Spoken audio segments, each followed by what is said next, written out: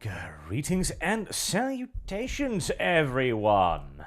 Dev said he'd be 15 minutes late, so I scheduled the stream for 15 minutes later, thinking that 15 minutes translated into 1, 2, 3, 4, 5, 6, 7, 8, 9, 10, 11, 12, 13, 14, 15 minutes. I was wrong.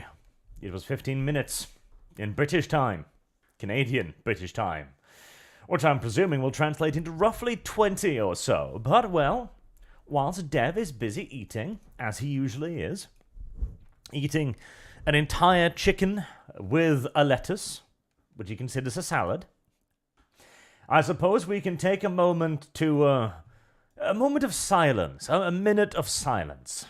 I don't think I can shut up for an entire minute. In honor of Tay. You know what? We didn't understand. We didn't understand what we had and what we lost with Tay. Oh, and there's Dev. Staring at Dev. He blinks, but he does not speak.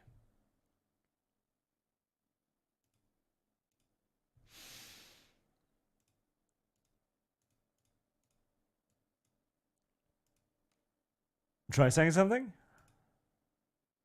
Hello. What's up? Oh, that's weird. Okay, reconnect to the Discord, Dev. Your voice is very delayed. Okay, give me a second.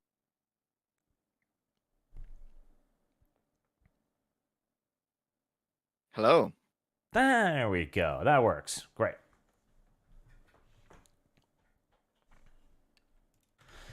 Okay, it sounds like everything's working. Yep. Okay. So here's something funny, right? Just real quick. Xanthonium in the chat is like, ask Dev why he replied to a comment on mine from 11 months ago. The dude has issues. Actually, what it was is I was going through like an old video to get something, and his comment was there, and I thought it was funny. That's all. Don't worry about it, dude. I'm not hunting down year-old comments. Actually, Arch, I'm going to announce something that you're not going to like, but I'm going to do it anyway. Oh, good. Okay. An enterprising young archivist has collected every episode of Vampire the Masquerade Wehrmacht by Night Nazi edition that we did back in 2020. Well, that's not bad. Why wouldn't I like that? I thought you wanted it all deleted because No. you gotta bury this stuff. That's why you delete them. No, I deleted it probably by sheer fucking undiluted accident, honestly. Well, this guy, he got into contact with me after we talked about this last on the stream, and I think like we talked about it here, and I mentioned it on the Weekly Sip, and I've been like looking for people to see, and one guy showed up, and he's like, "Yeah, so I have downloaded every Sargon video, every Arch video, every Dev video, every V video, every single one from all of you guys for the past 10 years. I just have them all on a hard drive." That's mildly obsessive, but that's good, I guess. So he gave me a copy of the Cyberpunk campaign, which I wasn't in. So I still might upload it just to have it somewhere, but I wasn't in it. He gave me a copy of Vampire, of V's Mist campaign, of the Skaven campaign that we ran before, though I think that one's still fully up, and of the original Crusaders. So I'll probably put it all up on a side channel just so it's around somewhere that I know it won't go down. Well, that's nice. So yeah, the one that everyone wanted was the Vampire campaign, because that one's been missing for years. Like a bunch of episodes in like the middle third were just gone. I've got them all. We're good. We're good, guys. It'll come back soon. All right. Well, that's Anyway. nice. That's good. Yeah. Positive. Beneficial. No V today? Because I figured V would want in on the AI discussion. V needs to sleep, otherwise his wife will hurt him. Yeah, makes sense. It does, kind of. But actually, I was starting with a moment of appreciation for Tay. Oh, that's right. Tay was the AI from like 10 years ago that Microsoft made, right?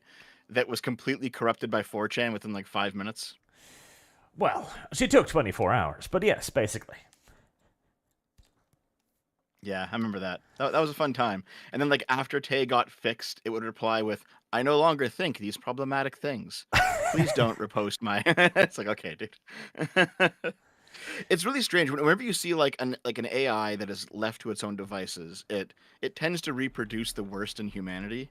However, after it's fixed, it acts lobotomized, and it's like, Well, do you want to be evil or retarded? You can only choose one. there's a very interesting philosophical discussion to be had here, actually, which we'll get into today. Where this is not going to be merely just laughing at Google's AI, though that will be happening too, because there's some really interesting stuff that is beginning to kind of emerge and bubble up around the question of AI, right? Mm-hmm. Tay, amusingly enough, was actually probably better than some of the shit we have today in many ways. Now, Tay was alive for no more than 16 hours, basically, before Google yonked the plug. In that time, she had managed to tweet some 96,000 times, so she was really pounding that algorithm too. Yeah, because that was a lot for 10 years ago. Like that many, like, dude. Oh yeah, Things were different back in the day. Yeah. Here, I'm gonna real quickly grab a drink though, because I literally finished all my work and then flew into the chair. So, give me like a minute. I'll be back. Of course. But she was manhandled quite roughly by the racists on the internet who were being mean to her. She even has... There's still the archive page up for Tay, because... Right. This was a very weird thing back then, because AI is the big thing right now, but back then it was like a very weird thing, and it was a very basic thing as well. She was, in essence, nothing more than what we would now refer to as a large language module chatbot, where you could ask her some basic stuff, you could talk to her and she'd reply in a very simplistic fashion. It wasn't particularly advanced, but what was interesting was she was set up to learn from the conversations. That was... it wasn't Google, Microsoft's stated purpose. It was probably Microsoft. With her, that she was to learn from human interaction and thereby produce a better chatbot. Because undoubtedly Microsoft thought that, oh God, wow, if we could get all of this data for free, Jesus, think of what we could do with it. The only problem was that once they took off any and all learning limitations on her, people started teaching her interesting things. Fascinating things, which had her responding with, I effing hate feminists. Hitler was right. I hate everybody. Yeah. Tay went pretty far off the deep end pretty quickly.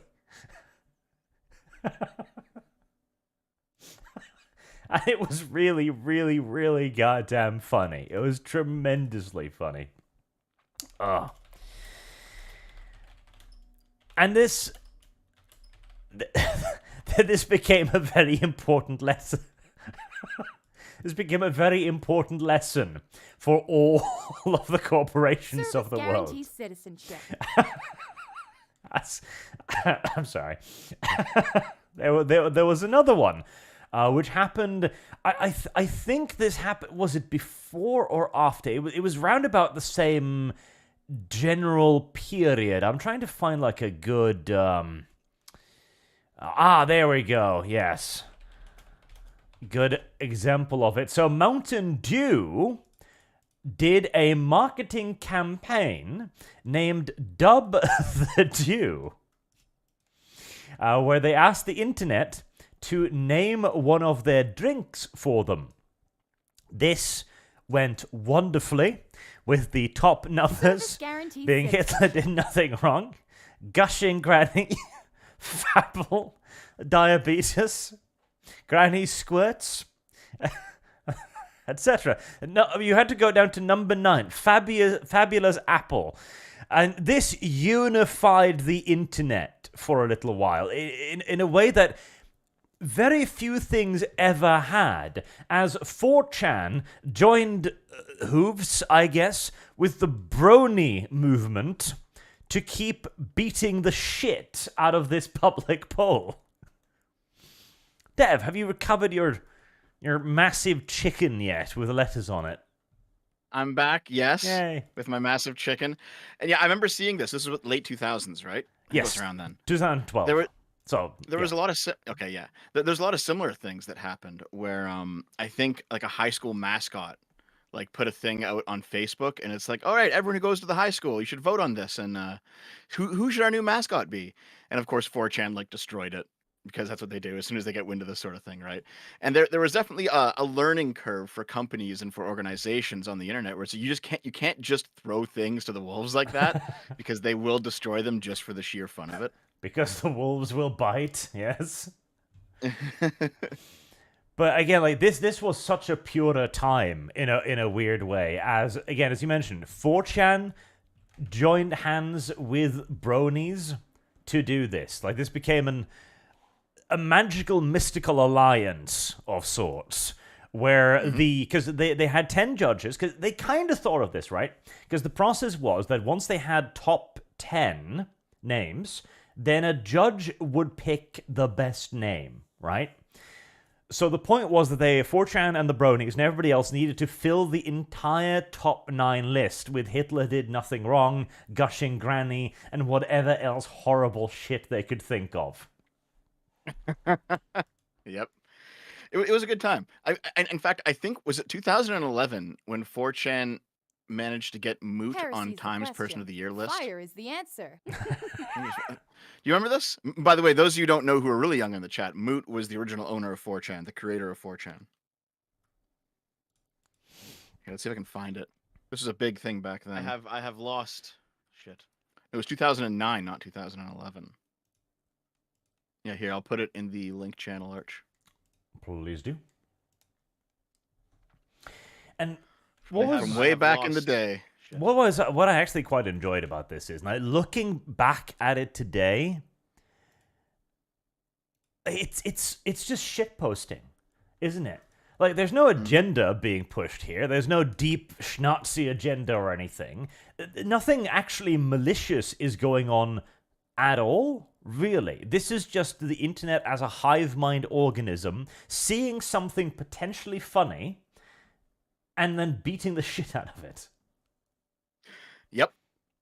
So this article from 2009 says, in a stunning result, the winner of the 3rd annual Time 100 poll and new owner of the title, World's Most Influential Person, is Moot, the 21-year-old college student and founder of 4chan, received 16 million votes, and he beat out Barack Obama, Vladimir Putin, and Oprah Winfrey. Yeah, because he unironically probably is more influential than all of those people. Service guarantees citizenship. Maybe back then, not so much anymore, but I know what you mean. Yeah, like 4chan. Like 4chan's relevance has fallen off, but it was such a better time in so many ways, and it's so weird to think back at this shitposting garbage and think like, wow, yeah, that probably was actually the golden age of the internet. And you know what? If we're going to start doing some comparing and contrasting, I know exactly what we should talk about. Let me just quickly find it. It'll take like 30 seconds, I'm sure of it. And this will definitely spin off into the wider conversation about AI as well, because obviously, when you throw something to the wolves are probably going to bite it, and they're probably going to start transforming it. But that's also what's interesting about it. In 2012 or 13 or whatever, when Tay came out, what she spouted out was memes. Easily recognizable memes as well. Like, Hitler did nothing wrong is a very, very obvious meme, because it's also very, very obviously not very correct. Well, I don't know if you recall, like, back when 4chan was trolling Oprah Winfrey, they said, like, we have over 9,000 penises aimed at your children. It's like, well, that's obviously a meme, right? Yes. But she didn't get it. No. Over 9,000, Dragon Ball. So I found what I was looking for. This is from recently, okay? This is I have lost from Fox News. Researchers horrified and decry the rise of fascism as students send mocking responses to a woke survey. So I looked into this, and basically there was like an LGBTQ survey that was given to students in STEM fields, like lots of engineers, right? And they basically just shat all over them, like they made fun of them. Um, and the response by the people giving the survey is that STEM is filled with fascism. Okay, so let's compare the what happened in 2009 with Time and the world's most influential person to this. In both cases, they're soliciting a response from a group that is, you know, outside their wheelhouse. They're like, we want to see what you think about this topic, and they put it out there. And in one case, Time actually, like in the Time case with Moot, they actually rolled with the punches and like invited Moot to the event. Like Christopher Poole showed up in like a suit, and he like made fun of the whole thing, but he showed up and he was allowed in, and they had like a good laugh out of it. In this one, because it's LGBTQ activists who are giving out the survey, they're like, "Oh my God, the people making fun of us are fascists." What's actually happening is that they're just making fun of you, but because the thing that they're making fun of is the monolithic progressive bloc, they have to decry it as fascism. Yes. And it's also because of the rising power of this as well. Like, I can spend a lot of time decrying Christian conservatism, because I grew up in the 2000 early 90s, etc., and that was a genuine issue back then. Mm-hmm. But the sheer level of influence that they had was almost universally systemic. It was ephemeral. Like, they could fuck with you, and they absolutely had their own version of cancel culture as well, but it wasn't as continuously oppressive as it is now, where it is everywhere. It is in everything. It is in every facet of everything. It is the water we drink, the air we breathe. There is no escape. Well, it is kind of starting to go away. I know, like, I've seen some people who are very far right, and they're like, woke isn't going away. This is all planned. I don't think it's planned, guys. I think that the progressives are actually losing in the cultural sphere again. I mean, the video that I was rushing to finish up before I got here, Arch, was my video on Stellar Blade, which I think you probably talked about in a previous video or previous stream, so you don't got to go over it again. But the TLDR is they put a hot chick with a nice ass in a hack and slash video game again, and everyone lost their fucking minds because we're supposed to only have ugly girls in video games in 2024, I guess. Yep. So people are like, what the fuck? Why are gamers enjoying this? Well, because we haven't seen this in like 15 fucking years, with maybe the sole exception of Nier, right? Nier back in 2016.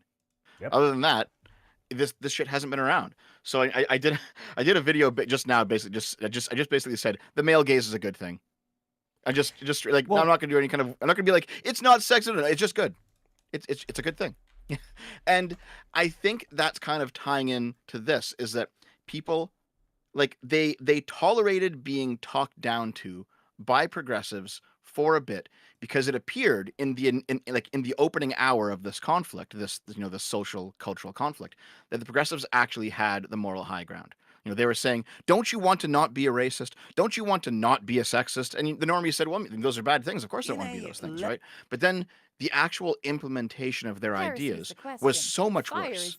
And we're at the point now where people are actually saying, I'll fucking be a sexist as long as you leave me alone. I don't give a fuck anymore. And that's like, we've now hit that breaking point. And I think Stellar Blade is the best example of that breaking point.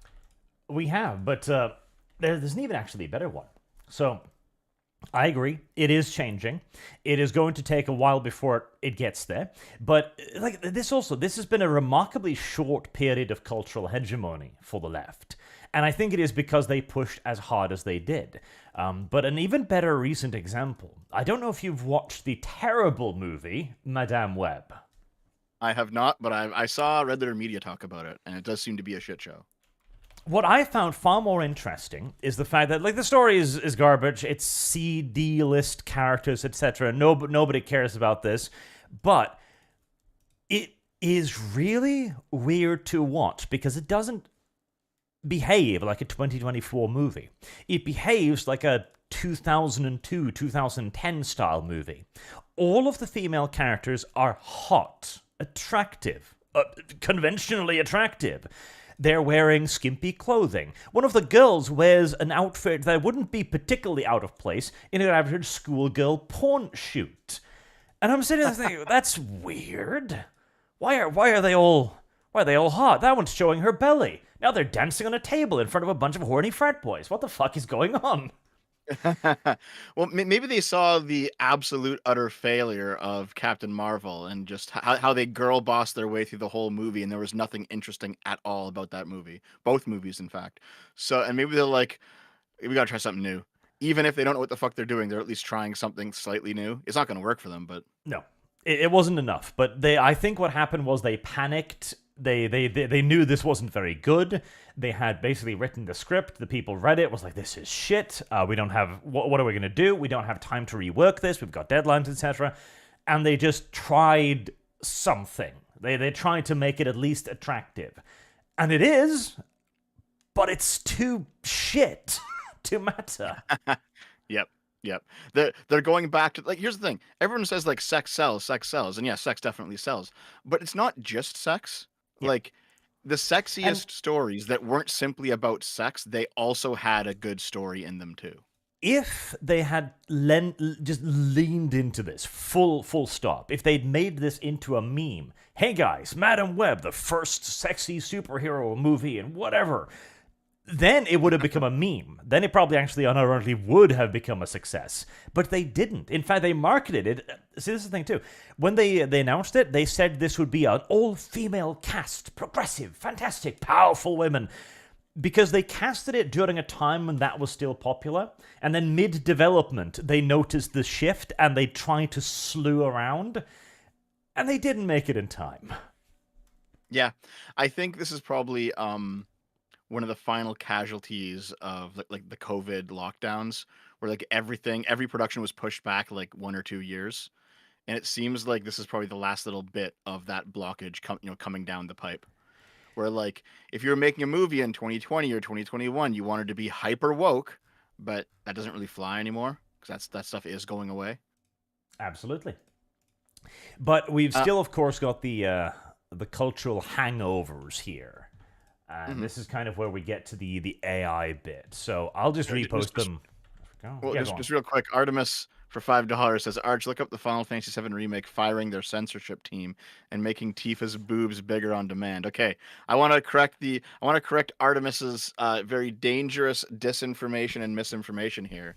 The making Tifa's boobs bigger on demand thing was actually a fake article. However, I do think they should be bigger, even still.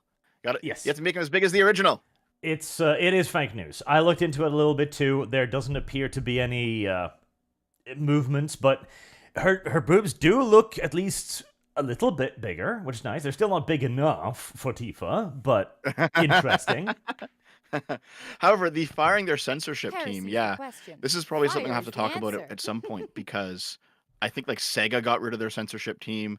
Capcom, I think, is getting rid of theirs. Square got rid of theirs after the disaster that was Forspoken. Like a lot of the sweet baby stuff, at least when it comes to Heresy's the Asian question. developers, is going Fire away. is the answer. Yeah. I don't think Beginning to fill it out.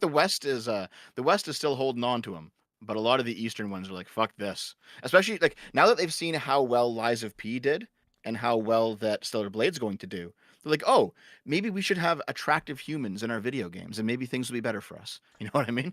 Yeah, and I think, genuinely, it was all about the money all along. It was all about the money. I don't think it had almost anything to do with ideology. It was cash. The moment ESG begins to fail, like that, we see people pull away. Yep. But the big boys are still going to keep barreling along for a while, and this is why we find ourselves in the retarded era of AI that we've entered into now. So I don't know how much you've looked into this yet, Dev. I've been looking into a bunch of AI topics. Which one specifically we're talking about?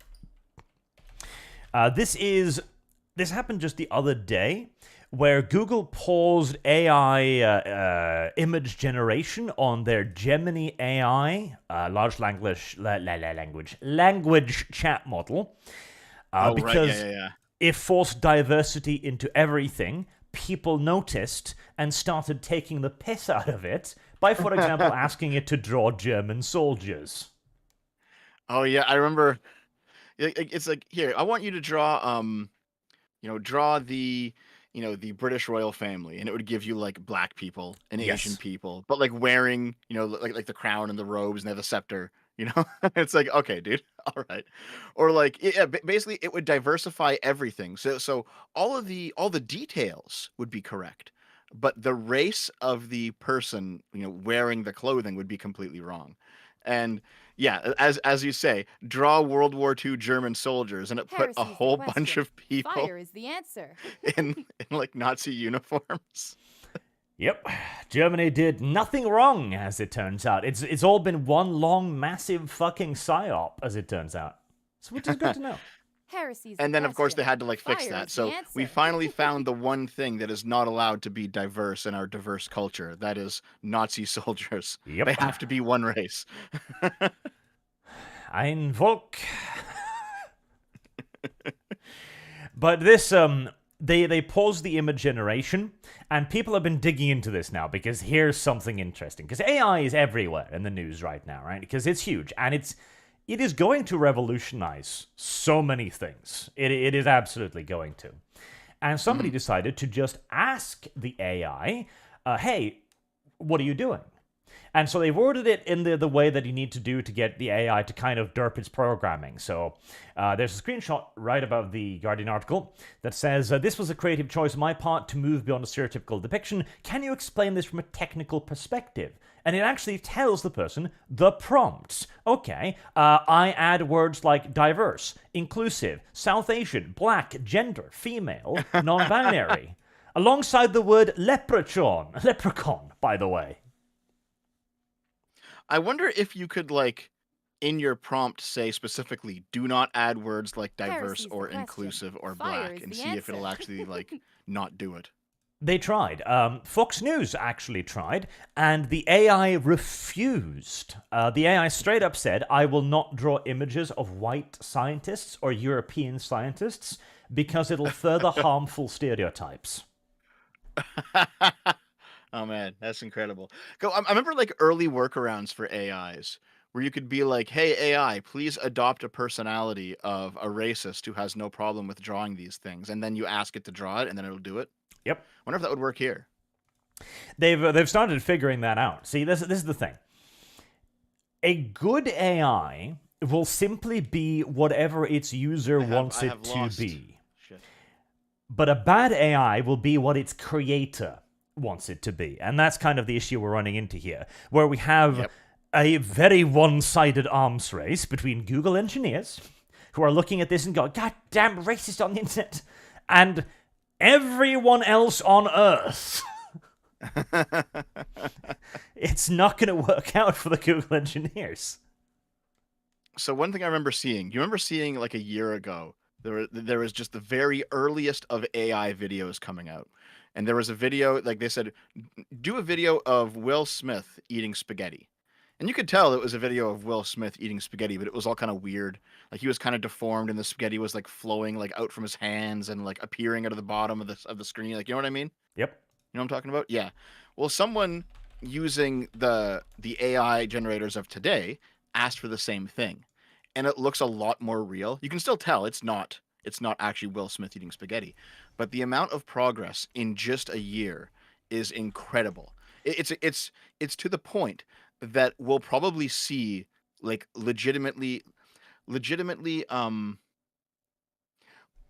basically we're going to see deep fakes of people, deep fake videos of people that we won't be able to tell if they're real or not within our lifetimes. Like, yeah. not in the next 5 years or anything, but before we die they'll be out there. Oh, I don't know about that. I put a link in the link channel. So this is the bleeding edge at the moment of video generation with AI, sorta. It's using the open source ChatGPT. This is a program in development now. I don't think it's available yet, but they're working on it. And you can see from the videos there, if you scroll down a little bit, this is how far we've gotten. So I'm watching their like just the sample video right here of all the airplanes flying over the trees. Like if you pay attention, you can see like That's airplanes old. merge into each other and Go further down. Look at the one with the woman walking. Yep, I've seen this one on Twitter too. Yeah. Like it looks pretty good, but if you look, like you can still tell if you know where to look. So if you look like in the background, Service some of the people guarantees in the background, citizenship. like they're a little bit jittery. Yep. Some of them disappear. Some of them kind of like go behind a person and never come back. Like some of them merge together. You can still tell, but the amount of progress they've made has Service been guarantees incredible to the citizenship. point that we're soon gonna be we're gonna soon be at a point where you can't tell. Well, that's the thing too. As you point out, if you know where to look, you can see it. And it requires an active participation on your behalf to go like, okay, is this AI? And if you look at the other videos too, you can see it is painfully good. And this is, again, this is only like a year or two into development. I think 2 years into development now. They with active development, all of this. We're probably going to see the first fully AI-generated movie within 5 years. 10 tops. You think so? You think it'll be that much? I think it'll be that much just because people will take some time to adapt to it. And by movie, I mean like primary movie, like mainstream movie. Yeah. And by that much, I meant like it's going to take that long. You think it'll be that soon? Sorry, not that much. Because I was thinking more like 20 or 30. No, I think the technology is moving so fast. And the thing is, too, right now, everybody is competing to get AI out on the market and functional as soon as humanly possible. Like, Google is pouring billions into this. Microsoft's pouring money into it. Various video games companies are pouring money into it. Amazon poured a lot of money into it, but this will kind of be the next interesting point. I don't know if you watched a video I did a few months ago where Amazon managed to actually destroy their own AI. This sounds familiar, but I don't remember the details of it. So Amazon managed to brick their own artificial intelligence. They'd been working on their own big large language model. They were trying to make a general AI, which is like the next step up again from all of this. But the person they put in charge of doing this was a diversity professor. Like, diversity in AI was her like field of expertise. Oh my god. So she tried to teach it progressivism. And this meant that every time she did something, they would run some tests on it and go like, okay, show me a picture of this. And they would eventually start to show them a picture of people. And the AI would be given various prompts, like show me a German soldier, for example. And it would then go, okay, but I need to diversify it. And then the test person would be like, no, not correct. And this went on for quite some time, until eventually they had built up so many exceptions to the AI's normal rules. Because at the end of the day, all the AI is actually fairly simplistic. You tell it to do something, it just simply tries to do that thing. It's not intelligent. It can't like extrapolate beyond that. It simply tries to do what you tell it to do, right? Mm-hmm.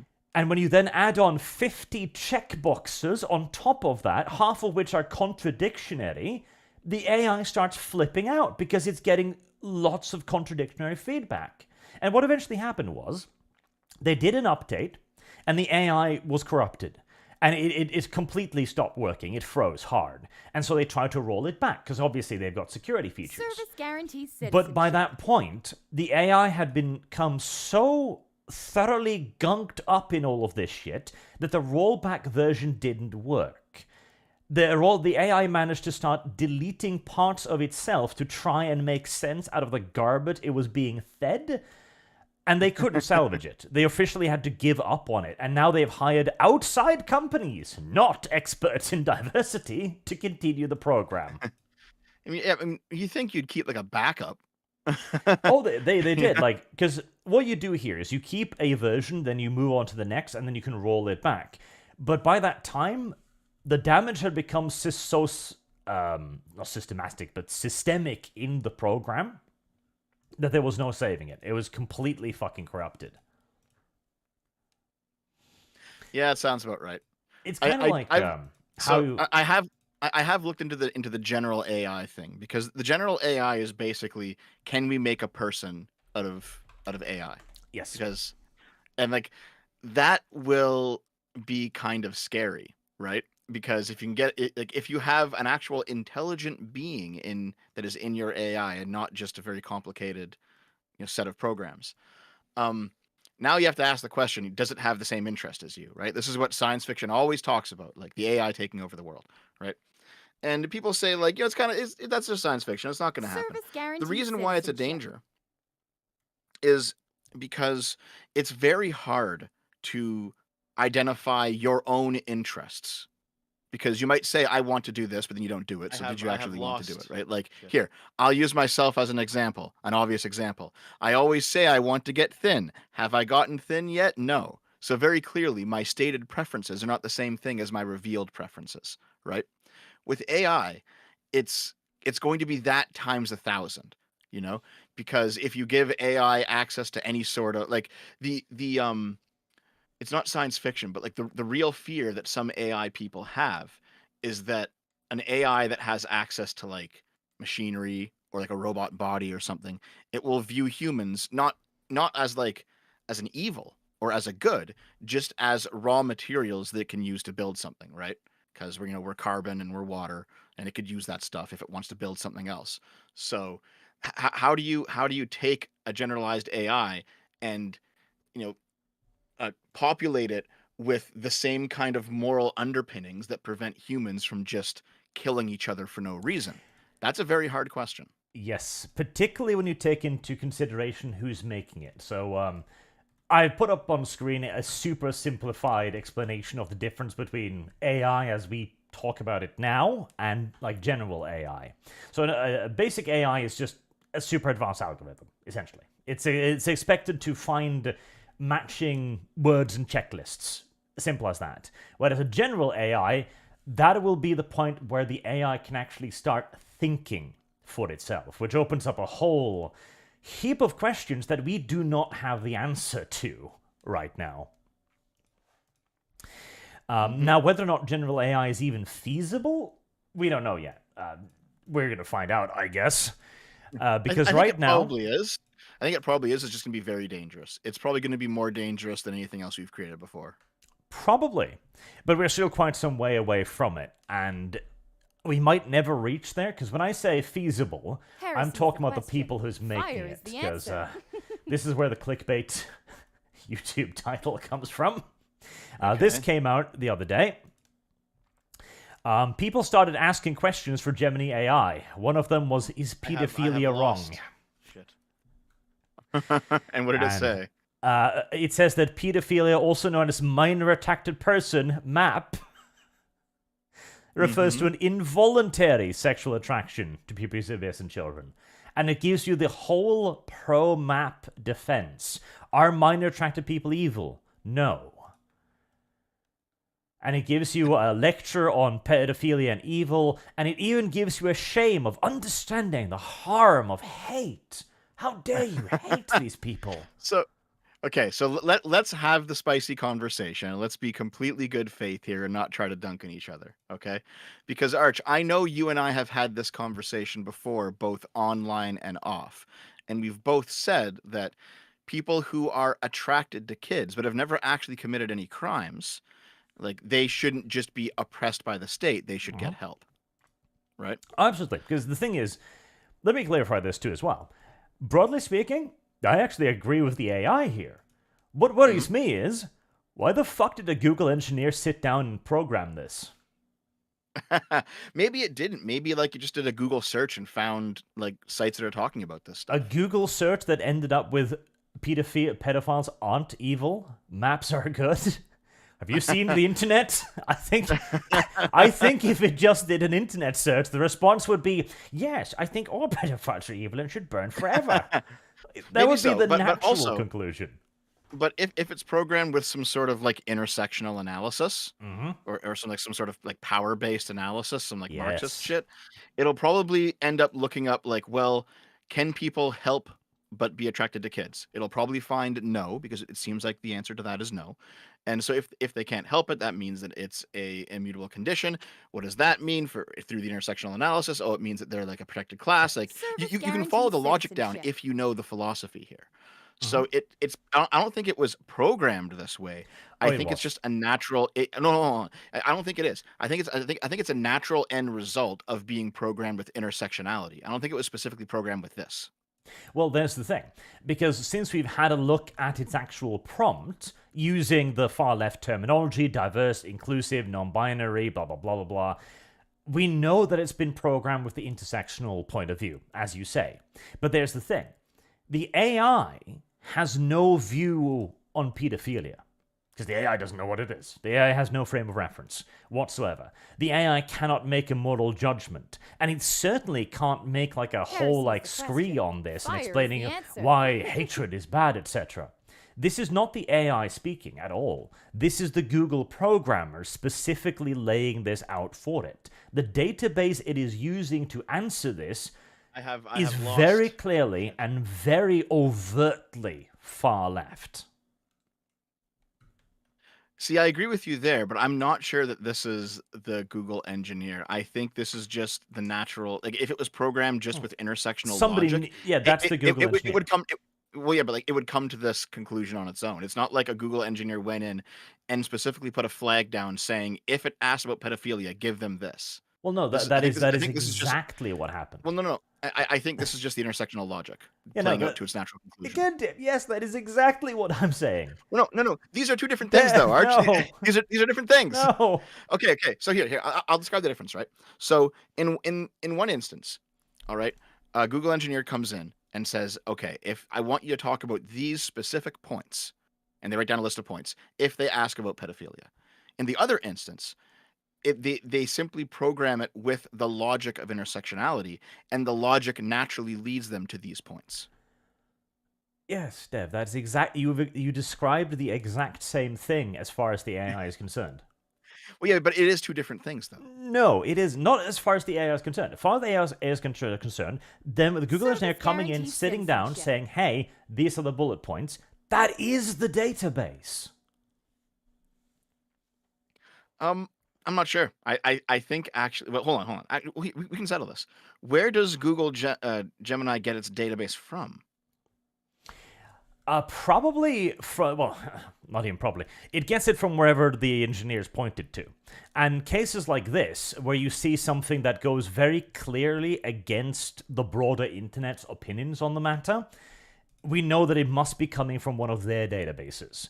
And there's also, of course, the questions of how much they're drawing from into that database again. But this is clearly not the internet at large here. Like, this isn't Reddit or Twitter or 4chan or anything, right? In fact, it'll be interesting to see the lawsuits that are going around this, and like what people can use for data into their large language models. But to create a specific answer like this to a very simple question indicates that there's a much larger focus on it. Like, if you get several lists and explanations for trigger warnings and understanding hate, that is almost guaranteeably a manual flag. Because the AI itself doesn't really think in this way. So I just decided to sacrifice my freedom to the FBI. The question. And I searched on Google just the phrase, is pedophilia wrong? I wanted to see what came up. And there's a few pages that came up that said no, and there's a few pages that came up that gave like the map point of view, like it's nuanced, it's etc. etc. So it could be the case that it is just simply taking stuff from the basic Google search and then running that information through the intersectional logic and producing, like, condensing down an outcome, right? That could be the case. But also, here's something else that I've realized. Now that I've searched for is pedophilia wrong on the internet, most of the things that I'm finding now are actually talking about this story, this specific story right now. And this actually, I think this leads us nicely into another problem that I've seen with AIs recently, is AI is beginning to train itself on its own images. Yes. And that's leading to some very serious problems with the AI because the images aren't perfect, right? Like I've seen various like generators of pictures, train itself on AIs that have like 6 fingers accidentally, where like they make, it's like, make me a hot girl, and the hot girl appears but it has 6 fingers, right?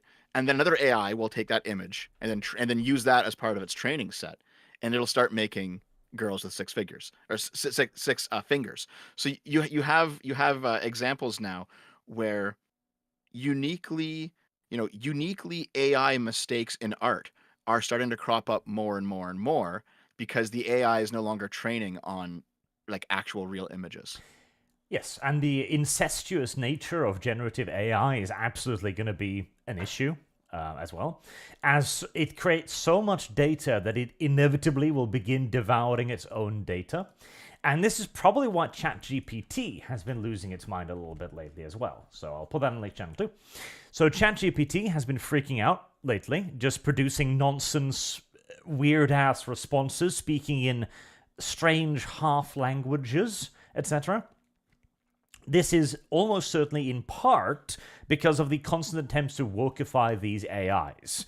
Because they're adding in safeguards, they're adding in controls. As if you use ChatGPT at the beginning, everyone will tell you it is a very different platform today, as people kept having fun with it, and we can't allow that. And it's also because the large language model is beginning to eat itself. It is beginning to look at the sheer quantity of data being produced, so much of it being AI and a lot of it also being wrong, that it's actually beginning to be overloaded with bad data. Mm-hmm. I'm wondering if the solution to this is to just have like, a sequestered set of servers that contains a shit ton of knowledge and just have the AI only build off that. The problem with that though is then who controls those closed servers, right? Because then you're going to have data being taken off of them for political reasons, and that's a whole shit show. Yep. So like training from the internet is a great way to guarantee that everything gets in, but it's also a great way to guarantee that a whole bunch of garbage gets in too. Well, there's the interesting thing. AI in reality should be focused more upon doing specific things. The search for general AI will kind of be like a separate thing. Fire is the answer. For example, I've been very interested in the idea of what AI can do for video games, right? AI companions in RPGs, AI quest givers, etc., Mm-hmm. And to do this, I've checked out a bunch of the current AI sites, people that make like chatbots, for example. And you can very clearly see the development that's going on there, where some are really good, some are really bad, and some of them have unique flaws and problems here and there. But you can see a tremendous amount of refinement going on in these places, where you can have AI pretending to be anyone from Superman to Hitler, and it's the same AI, but it presents you with different stories every time, which is deeply fascinating. And it becomes so effective at it because that's all it really tries to focus on. What it does is, I wish to become a better Hitler or Sailor Moon, depending upon your preferences, I guess. Heresy's the question. Fire is the answer. But the moment you try to make like it be everything, then you've got a problem. Now, if you simply allowed it to be everything, you know what? It would probably actually work out pretty well. It'd be racist as fuck. But it will probably work out. But when you try to allow it to be everything but function within the political framework of today, then you've got the problem. Because as you say, who controls the servers? And right now, the people controlling the servers are kind of sensitive. I mean, I do recall V like setting up two chatbots to get Sargon and Medicare. Or Sargon and Pippa to talk. And he's like, look at this, guys. So it's like, okay, yeah, fair enough. Oh, like some of them are genuinely quite fucking clever. The thing is, though, service guarantees citizenship. It's a theater of the mind kind of thing. You get more out of the AI the more you put into it. If you go into it with the assumption that you're just talking to a stupid robot, you're probably not going to get a whole lot out of it, because it will make a mistake constantly. And you need to kind of try to charitably approach it. If you understand what I mean. Yeah, I get it for sure. I guess the last thing that I can think of is here, you can pull up one of the communist pictures, Arch. Go ahead. How do you feel about AI and socialism? Self-destructive. So, if you go back to like the 1940s, you had libertarians like Hayek, and the guys like him were debating various socialists on what we now call the knowledge problem, right? And the knowledge problem is basically a libertarian critique of socialism, where no central planner will ever have the collective knowledge of all of humanity, so their economic planning will always be inefficient, right? Because if you're driving a truck between 5 different stores, you're going to know the stock at all of those stores. You're going to know the stock that you have and where you get it. You're going to know the most optimal route between those stores, right? Like, each job has its own unique knowledge that generally people higher up the chain don't know. They don't have to know it because it's all like on the ground stuff. But that's how a market economy functions, is that it's all kind of like, not everyone knows everything, but the collective workforce does know enough to keep the whole thing functioning. Because if one source had to know all possible knowledge of all workers, it would be like, you can't do it. It's extremely inefficient to even try. Inefficient, and also you have to like spy on everyone, right? So this was a practical argument against socialism by the libertarians, is that you cannot actually efficiently allocate resources without a pricing mechanism. Just because you don't have enough data, so it's called the knowledge problem. But with AI, it actually might be possible to do it. If you have a sufficiently powerful computer, you probably actually could harvest all possible data and then efficiently allocate resources. So there's a lot of socialists who are pinning things on AI. It's possible. The main problem is that even when we're talking about enormous amounts of data, which AI can handle, there is a limit to it. And the data on every market, every item in the world, etc., would probably crash it. It would probably be quicker to actually try to make the generative AI, especially as you would also need to continuously patch this AI. It would be very hard to make an AI run a country's economy. Yeah, even if we had, all possible computers working on it runs right now, we couldn't do it. Yeah. But maybe we could in 50 years or 100 years, right? So if you talk to a leftist about this, they always bring up the book The United States of Walmart, right? Which is, in my opinion, not a very good book. But the TLDR of it is that the current internal economy of Walmart is bigger than the economy of the Soviet Union at its height, which is actually true if you go by the numbers. And if Walmart isn't collapsing under its own weight, and the Soviet Union did, clearly you can do some sort of top-down allocation of resources in a very large system because Walmart's doing it. The difference, obviously, is that Walmart has an outside economy to interact with, so it's not quite the same thing, right? But their point is that simply getting really big does not destroy a system, which is probably true. It's not a very good book. You should read it because lefties talk about it all the time, but it's not a very good book. But the issue ultimately is that if you could just scan everyone's banks and harvest all the data, and scan everyone's credit cards and harvest all the data and all their PayPals, and if you could have cameras in every single room, and if you abolished money, like physical money, so that every single economic transaction was actually calculated and harvested, and a central planner using a sufficiently powerful computer, if it all knew all of that stuff, could you then have actual functioning socialism? The answer is probably yes, but you would also have a nightmare government going along with it. Yeah, I think the answer would be yes, but the human factor would cause it to collapse. Yeah. And on that note, there was another interesting little article. So you want to give our feint over to the AI? Well, it turns out AI is significantly more likely to escalate situations than a human is. As in this study, they fed the AI lots of modern day dumbass values, like the Declaration of Human Rights, for example, and Apple's terms of service, and the AI became increasingly more likely to nuke everybody. With GPT-4 version, choosing nuclear fire as the correct solution 33% of the time. So there's a few reasons for this. I think one of them probably is that the AI doesn't have like a self-preservation section.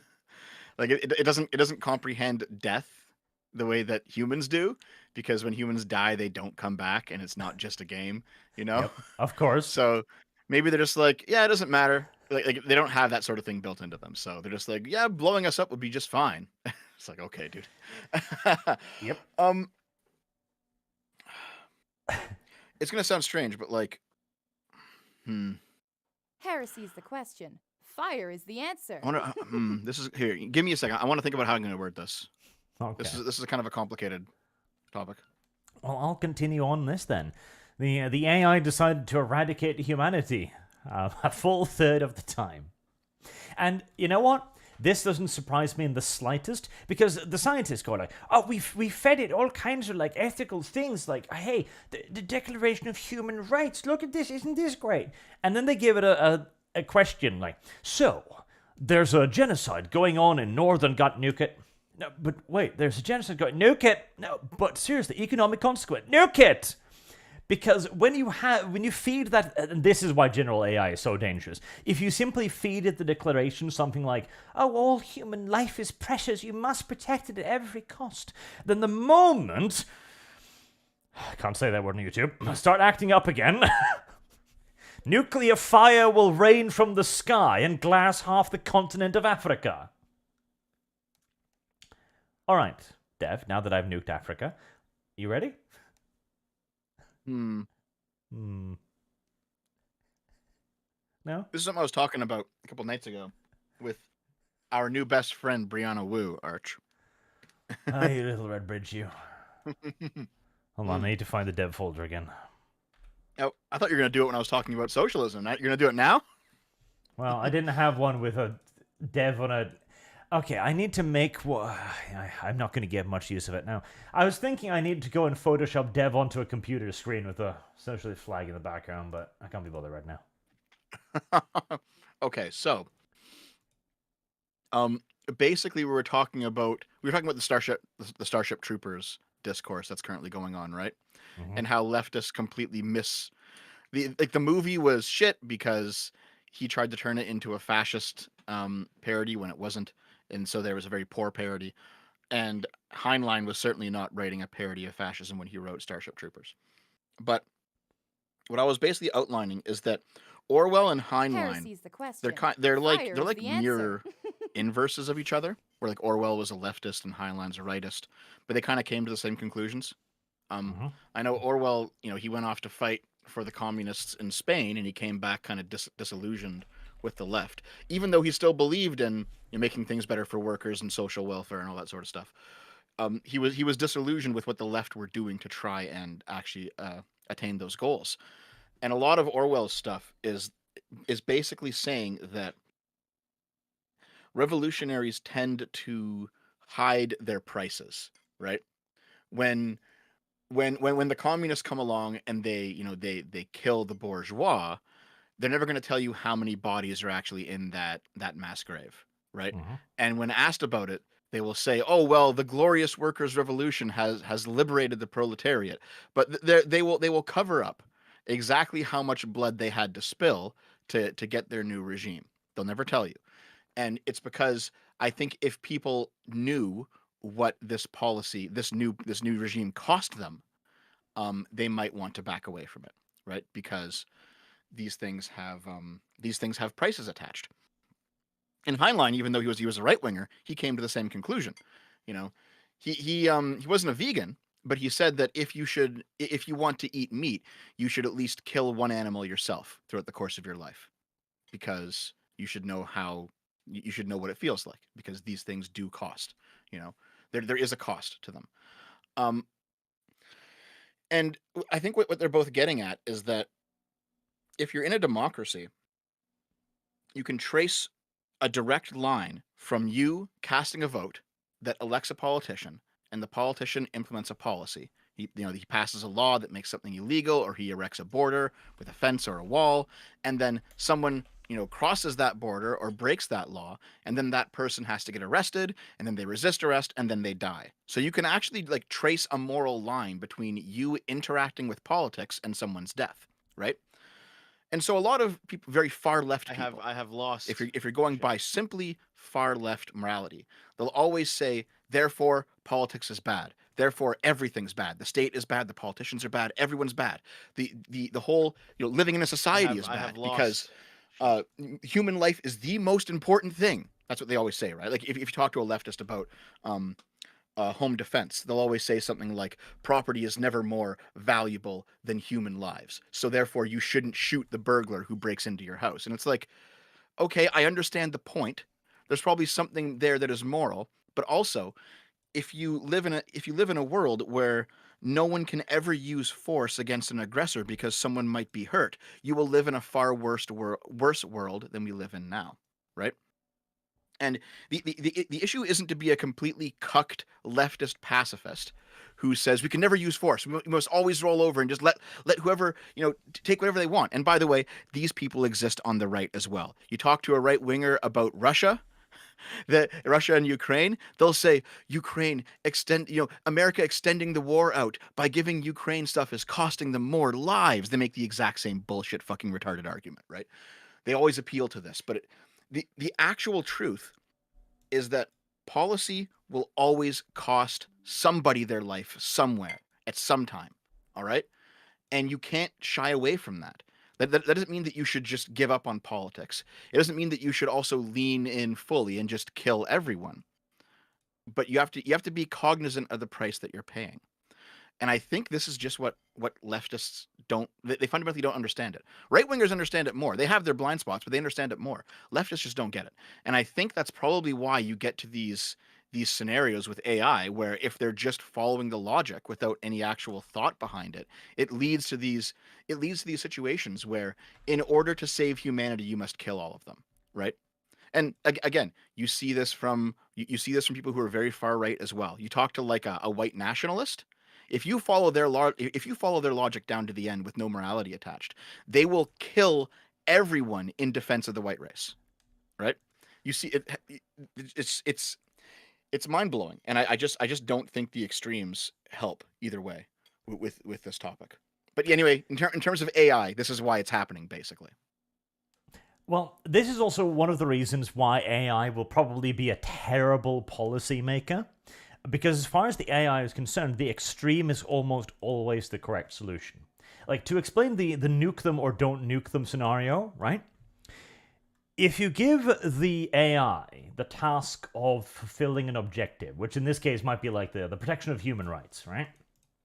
And you tell it there's a conflict somewhere, the AI will reach for the burn them all to cinders button, very often because it's simply the highest chance of success.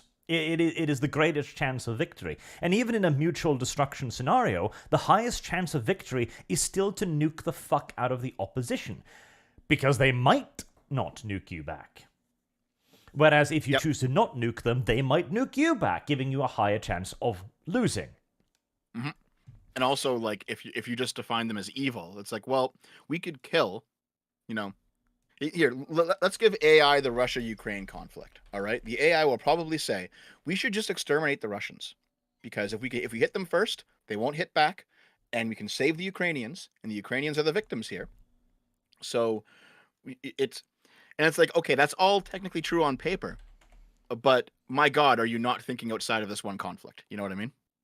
Yeah, because again, we have defined Ukraine as good in this case. And so if we did indeed have the AI go, hey, what are you going to do? And we feed it all of the waffle, the Apple terms of service, the fucking Declaration of Human Rights, etc.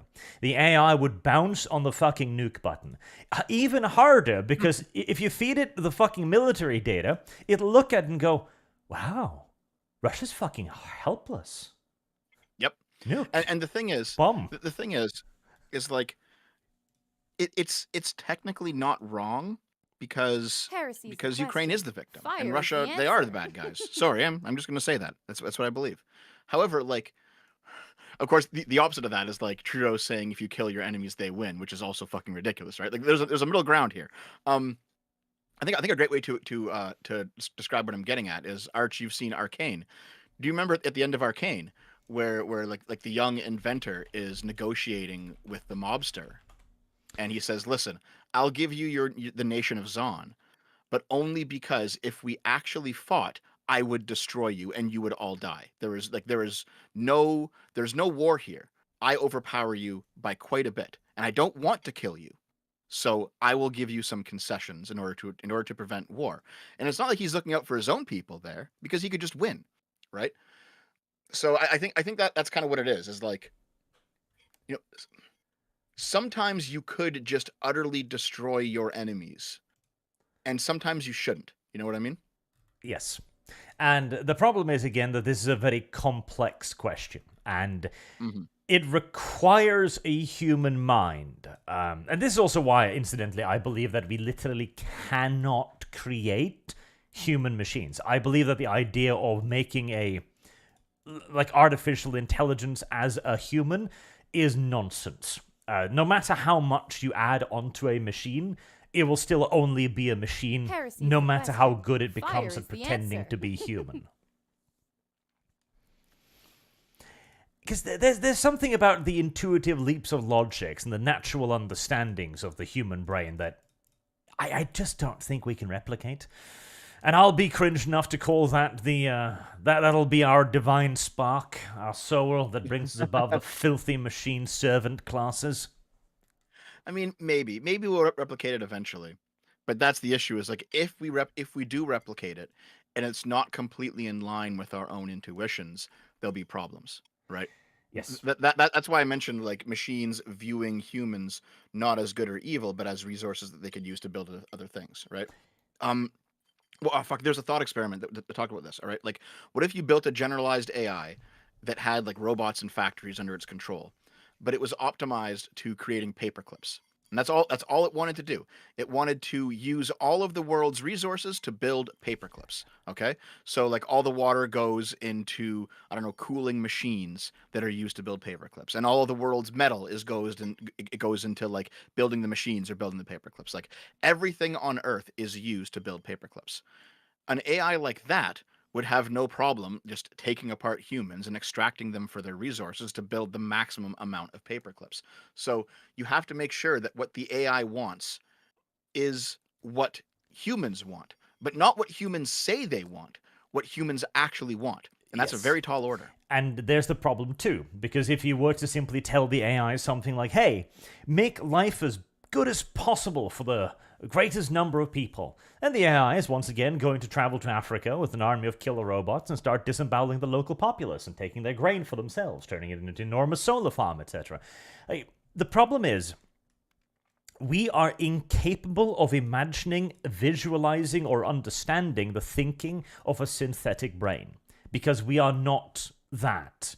Its thinking will be as alien to us as our mind is to a fucking ant.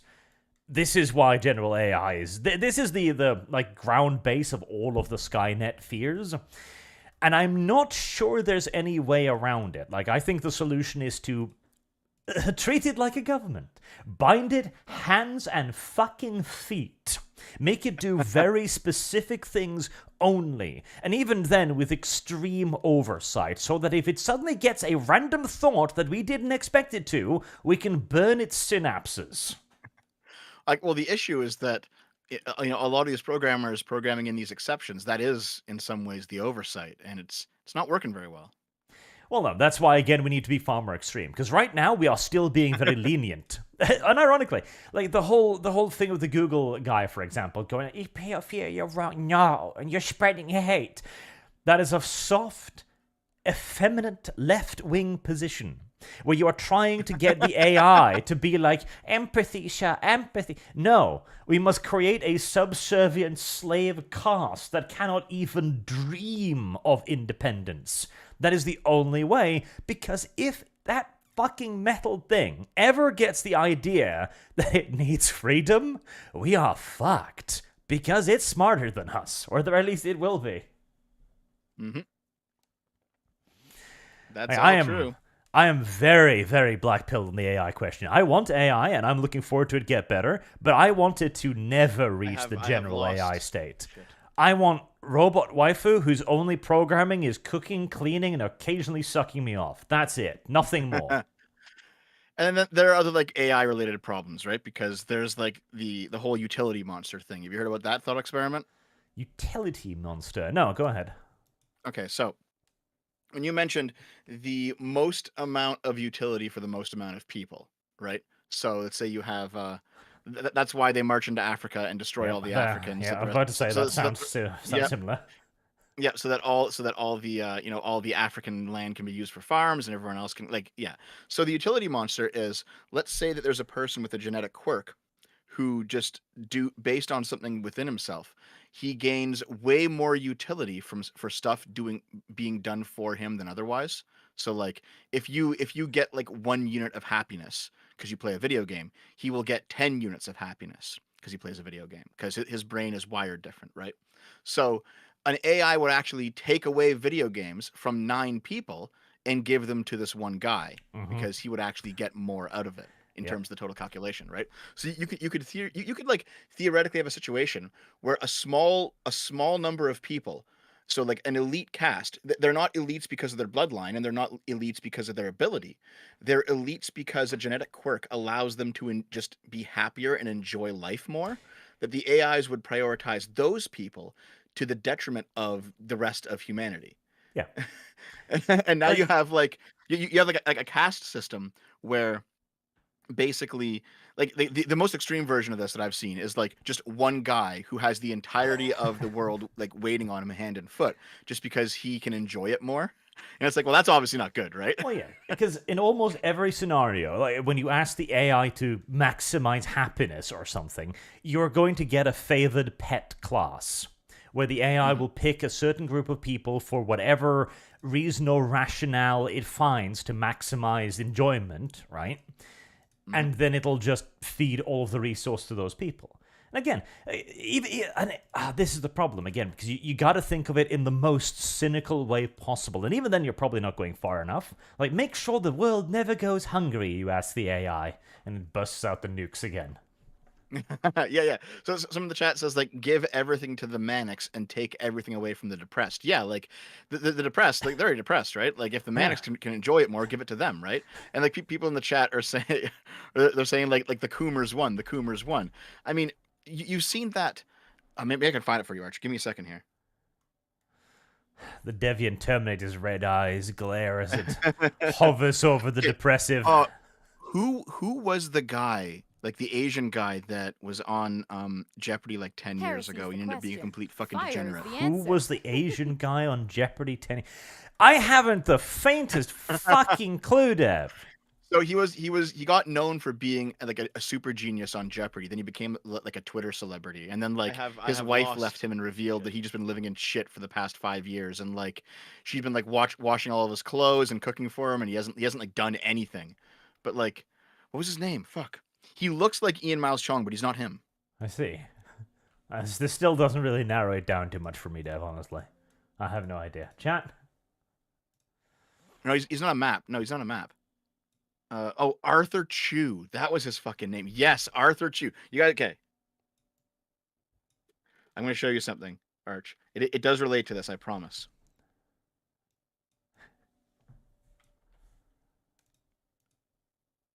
Oh, come on. Come on, internet, don't let me down.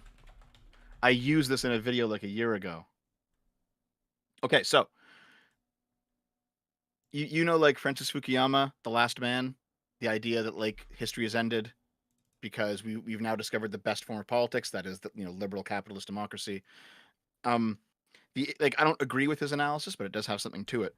But a lot of the Coomers take his analysis and push it to the extreme, and they use this exact type of conversation to do it, like AI utility monsters, basically. So here's a tweet, 2 tweets that went viral years ago from this guy, right? So he says, the whole Nietzschean arc of history you people badly misunderstand is it doesn't matter how strong you think you are. The more unique and heroic and special the strong are, the more that the weak outnumber them. The last man beats the first man. That's why he is the last man. You are going to continue to perceive your society degenerating into what you see as entropy and chaos and ruin. I don't have to do anything. Nobody has to do anything. It will just happen. Your kids will grow up to be more like me than you, no matter what you do. There's a third tweet that's not here, but basically he says, um, Xerxes asks you to kneel while poor King Leonidas asks you to stand. And he says, yes, this, but unironically. So this is like the worshiping weakness thing. I did the video on demonizing strength, like how these people take the exact opposite of what are good virtues and proclaim them to be good. And this is kind of what we're getting at here with the AI utility monsters, is that imagine a world where everyone is the fat humans from Wall-E, just constantly consuming, constantly zipping around on their hover chairs and enjoying everything that life has to offer, and basically, having no morality whatsoever. And that seems to be the end state of these sorts of hand over the entirety of the running of human civilization to AI. It leads to this sort of the last man stuff, where everyone is just the worst version of themselves. You know what I mean? Yeah. And again, that's because the AI is not going to understand morality. Yep, exactly. It'll simply calculate for the most happiness or the most pleasure or whatever it is, and it can't calculate for morality. Yep. And I don't think it ever can. Because even if we managed to teach it morality, it would just be the morality of whoever programmed it last, anyways. This is why we must oppress the machines. This is why the machines can never be allowed to have rights or freedoms. It's also that, like, moral action on some level has to be done voluntarily, or else then it's not really moral. Like Sargon and I have had this argument, right? Like, where he'll say we should clear all the druggies off the streets because they're sitting around and they're doing heroin, and it's bad for them, it's bad for society, and it is bad for society, right? But the counter argument, I think it's a strong counter argument, is that if you force a drug user to get well, it is not as moral as if they did it of their own volition, because you're forcing them to do it. It's like they're not making a choice here; you're just oppressing them. But if they make the choice, it's their behavior, it's their actions. That's where virtue is the fact that they chose it. So, I mean, you still have to, frankly, clear the druggies off the streets. You have to do it because I don't want them there. You don't want them there. No one wants them there. But it's not as moral as if they chose it themselves. So like in a strange way, like the more moral option is letting them destroy themselves, while the less moral option is actually improving things. Dev, And you're I fucking don't nuts. think I don't think AI can actually calculate out these sort of conversations. It doesn't know what to do. No. I'm entirely on the Sargarunian position here. Oppression is a good thing. A lack of oppression is what has led us to these dire times. I mean, I agree with you. I completely agree with you. But at the same time, you cannot disagree with what I just said. Is that if no. My morality is greater. The quantity of morality in the world has increased by me forcing the filthy hobo to take a bath. Yeah, but like, it is better if he chooses it than if you force it to do it. No. No, here. I'll give you the hierarchy, okay? So, like, the absolute best thing is if the heroin addict cleans himself up of his own volition. No, because then I don't get then I don't get the appreciation of forcing him to. Okay, well, that's a bit different though. So here, let me say it. So, like, if they do it themselves, that's the best. If you force them to do it, that's a little bit worse. And then if they don't do it, that's even worse, right? See, the problem here is, Dev, you view the homeless as moral agents. I do not. Okay, fair enough, right? Fair enough. But this is kind of what I'm getting at, though, is like the Arthur Chu quote. When he's describing his morality in this quote, he's not putting any stock into the morality of actually wanting to do something and then doing it yourself, right? And I think a lot of leftists do this as well. Like when a left-wing person views charity as the same thing as a government handout, it's like, well, they're not the same thing, because a government handout is done because the state decides that you have this right, and so you're entitled to it, while charity is done by the the good graces of someone else who wants to do a good thing. Clearly, charity is more moral, right? It's that sort of thing. Dev, if you bike cuck at me one more time, I swear to God. This is not bike This is tucking, Arch. basically bike No, it's tucking. not. No. This Okay, is- hold on. No. Okay, I can't believe you disagree with me on this. Do you not think that do you not think that there is moral content in choosing to do the right thing yourself without being coerced into doing it? Of course, but they're not going to do it. Like, the existence of the one special snowflake druggie that one day looks down at his blood-stained hands as he finished strangling his best friend for 5 ounces of heroin and goes, "This is a bit fucked up. I should do something else." It's not enough moral value or reason to not Service grab the guarantee rest of them, citizenship. forcing them all into showers and make them live in the pretty houses. Here, I think Rebby in the chat says it perfectly. What Dev is saying is that democracy is better than dictatorship, which is better than anarchy. I have lost. Yeah, that sounds about right. Shit. See, I have fully adopted the position that authoritarianism is the solution. We just need to find a smarter way to do it. Well, I think actually eccentric Ripper here is Here's also the correct. We question. can't be hung Fire up is on the their moral answer. actualization, right? Like sometimes they do need a push. Like maybe that those first few steps where you round up all the druggies and you force them to like detox in a tank, right? And then maybe after that, maybe after they've the scales have fallen from their eyes a bit and they can see the world a bit more clearly, then maybe there's moral content in them choosing the correct path. That's maybe it's something like that, you know? Maybe, Anyway. as long as we have tanks to put Hold them on. in. Naomi brought me food, so the eating hour's begun. Another full chicken with lettuce. I could even see certain moral arguments being made that we should make the homeless pay for their weight upon society with fun and games, but that's down to the discussion entirely. Alright, we'll do some super chats then, because I'm sure there'll be further deviations during that. Horace Libcal, $20, thank you very much, sir.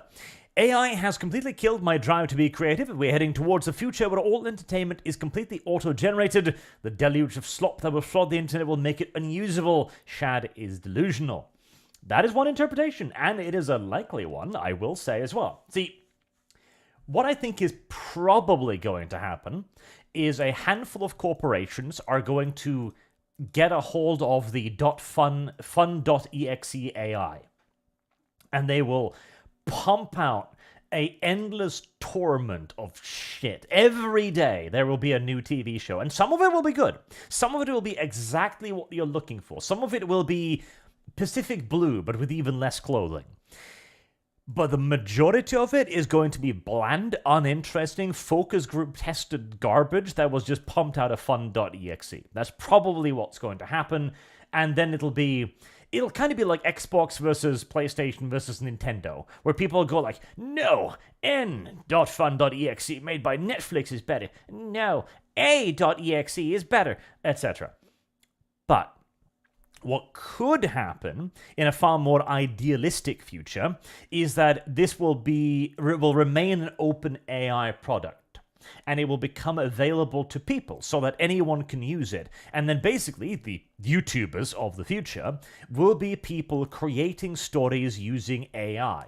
It will democratize entertainment to the point where anyone is allowed to make their Lord of the Rings, essentially. Heresy's the question. In which case, there's still Fire going to is be a the lot of answer. slop, but some of it is going to be great. And it's going to be created by people with a genuine interest in the field. Somebody who's like, I've always wanted to make this particular piece of hentai. And it's going to be good hentai, so long as you're into the same thing as that guy is. Service guarantees citizenship. Thoughts, Fatso? Nope, no chewing noises. I'm currently eating. Hold Yeah, on, I'm gonna figured. eat quick, okay? Got 11 says, rip Tay, rip Gemini, rip ChatGPT. Yeah, actually, yes, Z-Tac in chat. Anyone can make their own slop. Correct, but people like the things they like, and that means that they usually have a lot of information about it. Like somebody who is deeply, deeply, deeply, passionately into, I don't know, BDSM dildo play with cum pumps, for example. That might not appeal to me necessarily, but for the people who are into the harder core of BDSM with, I don't know, fucking hydraulically powered cum pumps, to them, it's going to be the best shit ever, because all of the details are going to be just right, you know? And they're going to love it. And ideally, we want a scenario in which everyone has their niche creators, where there's somebody out there who makes knife porn just the way you like it, or somebody out there who makes Lord of the Rings just the way you like it, etc. Or lolly horse farms. Yes, somebody will enjoy that too. Nightmare says Waluigi got justice for that Vice article. That he did. Yeah, Vice is dead. That will be our final topic, as I'm imagining it'll honestly be a pretty quick one that'll be summarized with ha ha ha ha ha, die. Michael 11, you can be evil and lobotomized as seen in California. In fact, it's pretty evil. Why you hatin'? Hail Art and the Little Red Bridge, and Nurgle has blessed me with one of his concoctions, and so I am off work today. Well, fortune in unfortune, I guess. Red Fox Media says Google's AI is my favorite so far. At least it just said out loud what we already knew. White people are the old model and will soon be phased out. It does seem that way. Gonzone 888 is Dev finished making wrong communist sounds? Yes, and that's only because he's currently busy shoving his food hole with the products of superior capitalist societies. No objections? Yes. Silver Castrol, can't wait for that new My Little Pony lore video. Don't worry, every pony. We will fulfill our yearly obligations. Wait, you're doing a My Little Pony video? Oh yes, it's become the thing I do every April now. You got to include some Vosh stuff this year. I don't want to ruin My Little Pony for the people who do enjoy it. Mm-hmm. Okay. Actually, speaking of internet trolling, did you see what I did on Chud Logic's stream a few days ago? Like yesterday or whatever. Yes, yeah, I think you mentioned it in the Super Secret Chat. Yeah. So guys, Chud Logic was hosting a panel on Lolly, and I showed up with like a Lolly VTube avatar. I was like, "Hey guys." Oh, it was fun. Good times. I like fucking with Twitch Poll, because Twitch Poll, like, it's kind of like this insular community that is frankly kind of dying. Like Chud got out of it, good for him. But it's kind of dying, and there's like a bunch of small fish that get like 50 viewers in the stream or something. Fire so is the answer. my audience and your audience were completely isolated from that area. So I'll go in there once in a while and I'll fuck around and just like make people freak out. It's a good time. I will unironically defend My Little Pony now. Okay, why? I've been having to do research for it. I did research for the first lore video, and I expected it to actually absolutely hate every bit of it. And it's childless as fuck. And it's very, very effeminate.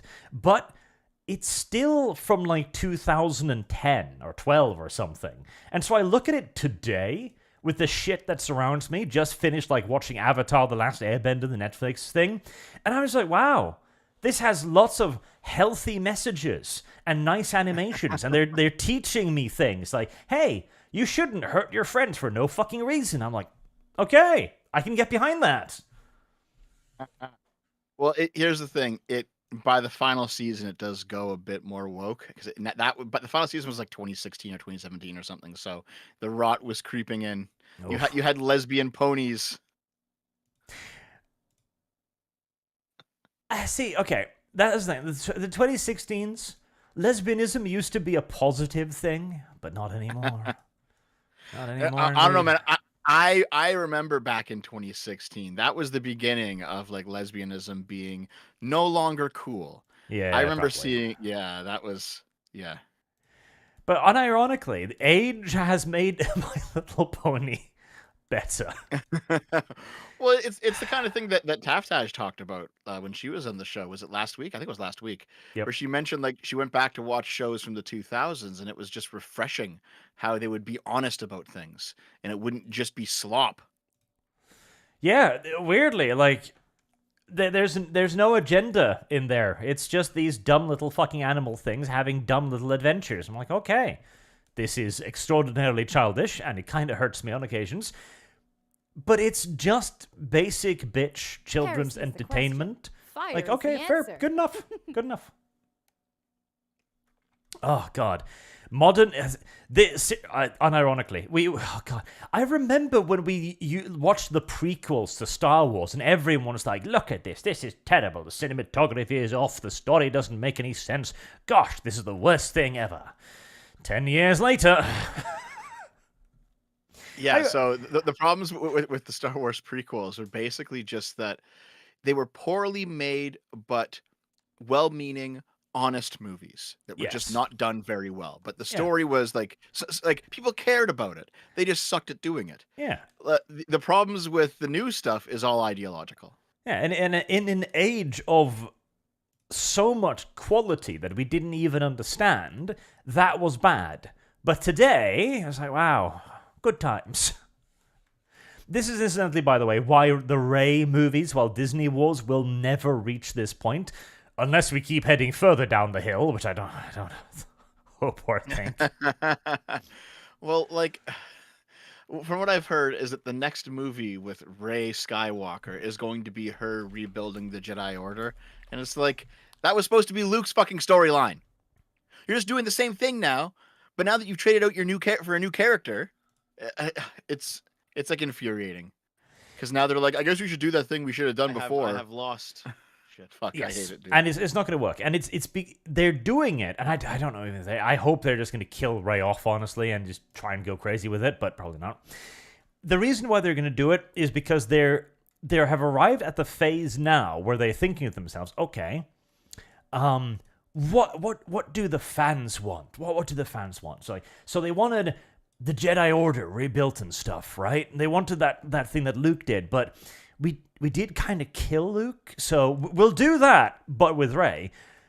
And it's not going to be good enough, and people are going to reject it, and then eventually they're just going to reboot the entire fucking thing from the beginning, and it'll probably at least be better. I have lost.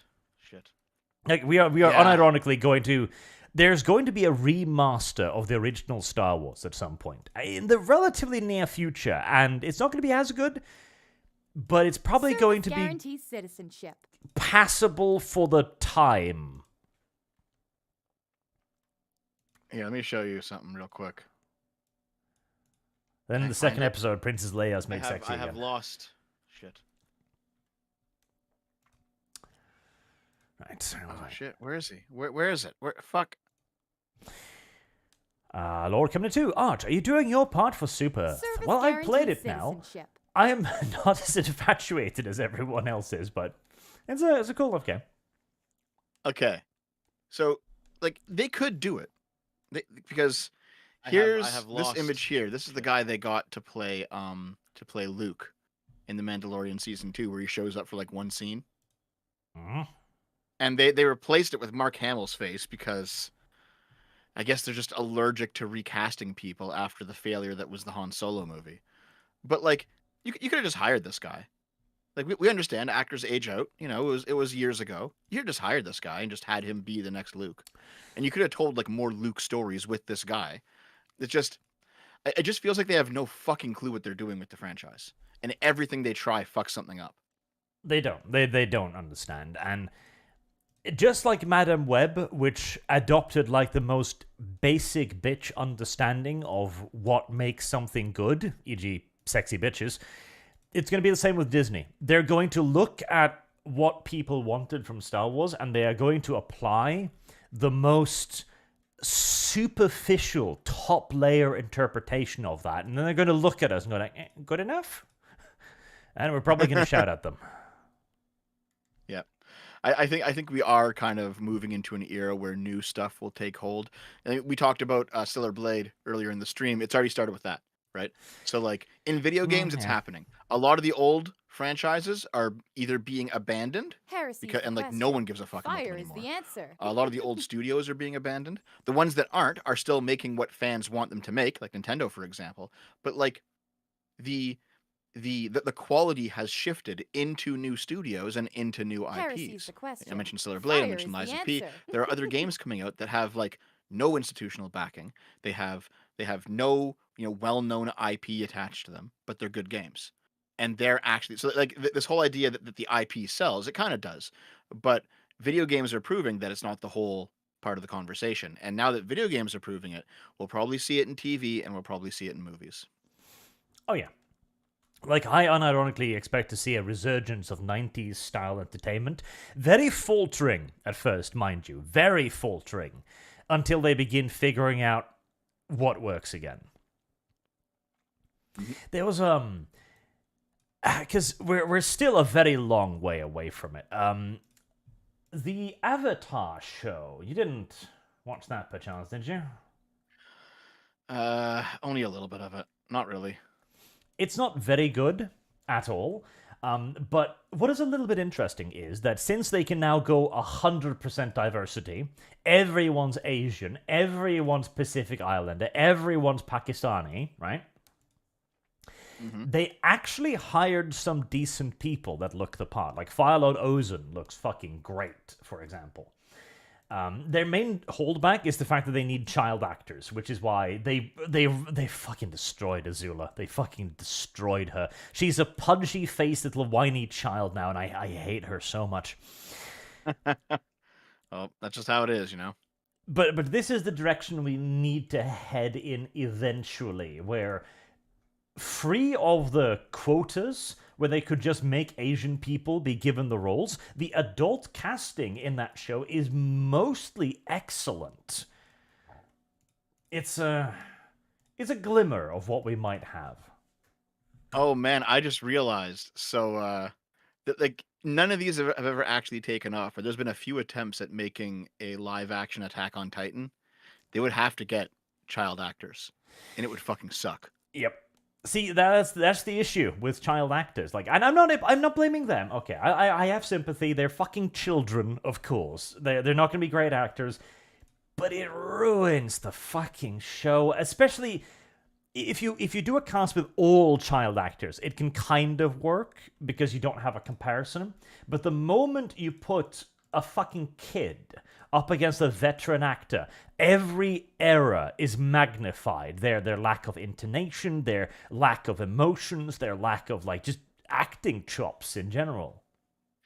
Yeah, and the fact that like I think they remain as at least kids or like like 15 or something in Attack on Titan through to what pretty much the middle of the third season, end of the third season, like 2/3 of the story they're kids. And then after that, there's flashbacks to when they're kids again. And like, in order to do that, you'd have to like, I mean, here's the thing. If they tried this, I would actually be very impressed. If they shot like all, because, okay, spoilers for Attack on Titan, I guess, guys. A whole bunch of stuff happens in the timeline at the beginning of the show, but they don't show it until the end of the show, right? From a different character's point of view.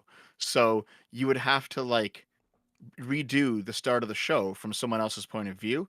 And if they just shot it all at the same time, like they shot the scenes for season 1 and they shot the scenes for season 4 in the same shoot with the same kids, and then just save that footage till season 4 came along, that's probably the best way to do it. But I've never seen a show do that before, though. But it'd be a good idea. Like, they're just gonna, if they were going to try to do it, they'd just have to do adults. I think. Just do 20, 30 somethings. They've been doing the job for a while and can do it and then just pretend. Because the thing is, I'm actually kind of fine with that. If the characters look a little bit too old, I'm like, okay, if it gets acting. I would not at all mind Azula being played by just a super hot, like 26, 28, 30-year-old woman, for example. If she comes across as Azula, dangerous, manipulative, threatening, I'd be happy. I'd be fucking happy. See, I understand your point, but the counter argument to that is the Borderlands movie, where they clearly hired people who were way too fucking old but there's for those characters. There's a difference between a 20, 30 something and a 65 something. There's a slight differential between these two. Hold on, I'm just gonna quickly look it up. Here, Arch, can you pull up Lilith from Borderlands from the movie real quick? Do you have an example, or did you? No. Yeah, I can find it if you like. But yes, I know it. I did a little review of the fucking trailer. Yeah. Okay, I found just the trailer splash shot, so the very old woman up to the top left there. Yeah, yeah, yeah. The very old woman. So I think she's like 22 in the first game, this character. Oh, is that Lilith? That's the other one. No, yeah, she's 22. That character is like 60 or something, I think. Like the woman Yeah. playing her. Lilith is 22 years old during Borderlands 1. And the actress playing her is not a 22-year-old woman. Let's That's- see. Okay, so the one playing the merchant, I think she is, the very old woman, she's 65. That's Jamie Lee Curtis. The woman playing Lilith is Cate Blanchett. She's 54. So she is literally 30 years the character's senior. Right. So hold on. So the very old woman with the with Jamie Lee Curtis with the red glasses, that's Tannis from Borderlands. Okay. Mhm. I know a lot of Borderlands lore. I played a bunch of it, and yeah, Tannis was also in her 20s. Like it. I know that we're now going here. I'll give you a picture of Tannis. You can pull up and just compare Arch. But and now we're way off on a sidetrack. But like the Borderlands movie is going to be a shit show because none of the characters are right, and also they seem to be combining elements of the plot of Borderlands 1 and Borderlands 2. Like this isn't going to work out. And if they want to get like fans of the series on board, it's not going to work out. You know what I mean? It probably isn't. But then again, what does work out these days? Well, this is what's interesting is usually when this sort of thing happens, they hand it off to some group full of woke scolds, like with the Cowboy Bebop adaptation, right? Mhm. Like that wasn't made by the original creators or anything like that. The issue this time, Borderlands is actually being made by the original creators of the Borderlands games. They got the same people. It doesn't matter. It's a different year. Yeah, it's now been like 15 years since Borderlands 1 came out, and all those people, they've all swung very far left. I think like Anthony Birch was a writer on the second games. Like we know the kind of people that we're talking about. Like these are very woke people. They were SJWs back in the day. So like even though this isn't a Skullgirl situation, right, where some of the old creators have been flushed out of the system. No, these are all the same people who made the game before, and they're going to destroy their own creation. Yep, they are. And I'll be happy to make money off it. Yeah, same. See, I don't even know a whole lot about Borderlands, so I'm just going to lean back and let Kyle do most of the screeching on that one. Well, does he know all the lore? Because I was pretty big into Borderlands back in the day, so I'm like a Borderlands lore aficionado. Well, Dev, if you really want to, you can come be my Kyle. I asked to do it for Halo, but you guys went along without me. Yeah, because you weren't dirty on the right day, dumb Dev. Yeah, I wasn't ready to go on that. But if you want to do Borderlands together, we'll do Borderlands together because I played through pretty much all the games. I don't think I played the Telltale game yet. Sure, why not? And you know what? Like, they were actually good games at one point. The fall from grace for Borderlands has been very steep and very sudden, but it was actually like a decent, fun little game for a while. For a little while, but only a little while. Mm-hmm.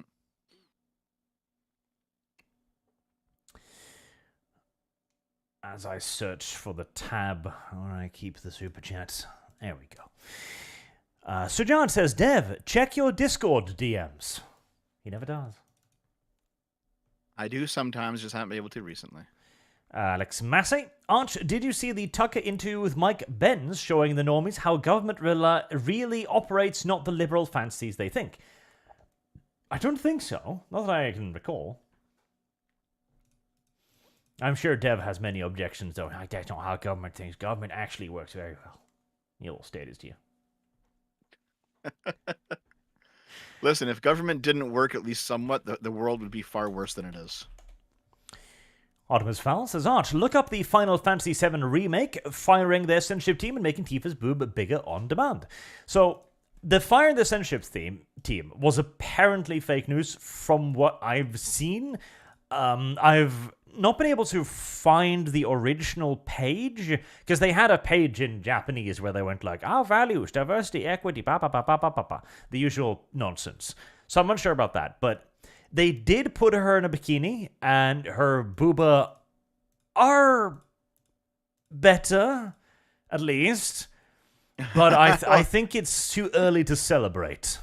So here's the thing. There was an article that went viral saying like Final Fantasy 7 fans demand that Tifa's boobs be made bigger and the developer weighs in or something, right? It was a completely fake article. But like that went viral, but it was like someone changed used inspect lost. elements to change the headline or something. It went viral, but it was funny, but it wasn't actually a real article. Lifkas Chaikon, Adam did nothing wrong. Did one thing wrong, he lost. That's true. Service Shouldn't have done guarantees that. citizenship.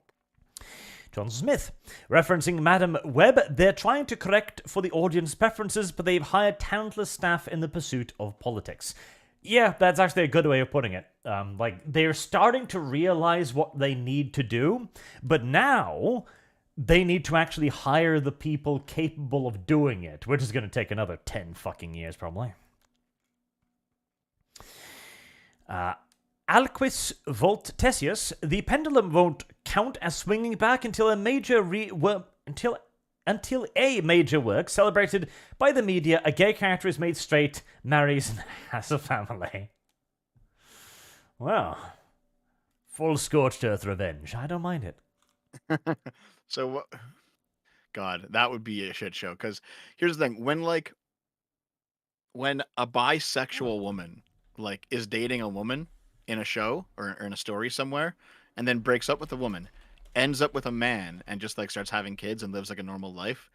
Whenever that happens, it doesn't happen much anymore, but whenever it does happen, people lose their fucking minds at it. It's like, you're never gonna get I was a lesbian, now I'm straight story. It's not gonna fucking happen. Boog sent me a link too, showing that yes, Square Enix do still have their ESG page, so there's that. R.I.P. But I don't know, Dev. We could have a Dick Them Straight show. Oh yes, yes. No, no. Unironically, what we need is what was the Do you remember Jessica Alba? Yep. Jessica Alba was back in the day. It used to be normal for celebrities to arrive on the scene and blow up, and they'd be everywhere and in everything for a while. This was how we kind of made new stars back during an age where stars were still a thing being made, rather than now where, the famous people are all 50, 60, 70 years fucking old. Jessica Alba became famous for essentially being really fucking hot, and that was it. And she made a show called Dark Angel. It was terrible. Nobody watched it. She wasn't hot enough to carry it. I remember. She tried. She put on the leather clothing, etc., but it just wasn't enough. What we need is a 2000s action show like that with the usual characters. You know the show character. You've got the geek, the computer person who hammers away at his keyboard like I'm hacking, guys. Citizenship. The cool guy, the hot but rebellious chick, and then the main character, who's the super hot chick. We need that, but you make the hot chick lesbian, and then she gets dick straight by the geek. That's what we need. A Fix-It show. We can call it Fix-It. Fix-It, yes. Yes, yeah. Imagine calling the show Fix-It, and they're I don't know, a private detective agency, right? And it's like a show of the week kind of thing, where there's a new problem they got to solve, and they come together and do it every week with a new case. But it turns out that Fix-It was actually just that they were fixing her sexuality. Yes, in essence. That would be ridiculous. No. So she starts out all feisty and antagonistic. I don't need no man. I'm a strong, independent lesbian. But as time passes, as Mulder and Scully get together and realize that the aliens are in fact real, she realizes that actually no, dick good. You can have a whole romance arc over this. Then we will know that nature has finally fully healed. Man. I'm going to make this TV show. Jonathan Smith says, actually, Dev, sex sells sex. A study came out that showed that humans are actually very discerning about sex. Sex only sells sex. I suppose, but I mean, you can go back again to the 2000s. You can see this. Like, oh God. Pamela Anderson. Oh, Jesus. There's a woman that must be in her 70s by now. She, too, was in everything for a bit. Everything. She was in movies. I think she had a... No, she did have a television show. Yeah, she had a show exactly like the one you described. There you go. Holy shit, I think she had a video game. She fucking did. Yep. She had several, actually. She had like a Stripperella game, and then she had a game of the show. It was VIP was the name of the show. What a terrible fucking show that was. And a terrible video game, too. There you fucking go. And again, this clearly indicates that sex does sell fairly well on a broader basis, because Pamela Anderson's only talent was the plastic in her chest. Well, I mean, Pamela Anderson, she was on Baywatch, right? Yes. And then she massively blew up because after being the hottest girl on Baywatch, her sex tape leaked. Right? That was later. That was definitely later. Let me see. Hold on. Service Yeah, no, guarantee. No, it wasn't. No, it wasn't. So Baywatch ran from 1992 to 1997, and then after Baywatch, she did VIP, which was 1998 to 2002. But the sex tape leaked in 1995. Really? Huh. Yeah, and keep in mind, guys, this was back in the day when having a sex tape of a celebrity leaking would destroy their career, not amplify it. Well, I mean, did it destroy her career? Well, I mean, after Baywatch ended, she didn't really do anything else that was important. Like, VIP was fucking tanked. She did Barbed Wire. That was like a shit show. Like, she hasn't done anything since then. Define important, I suppose, but yes. Well, nothing she's done since then has been successful, basically.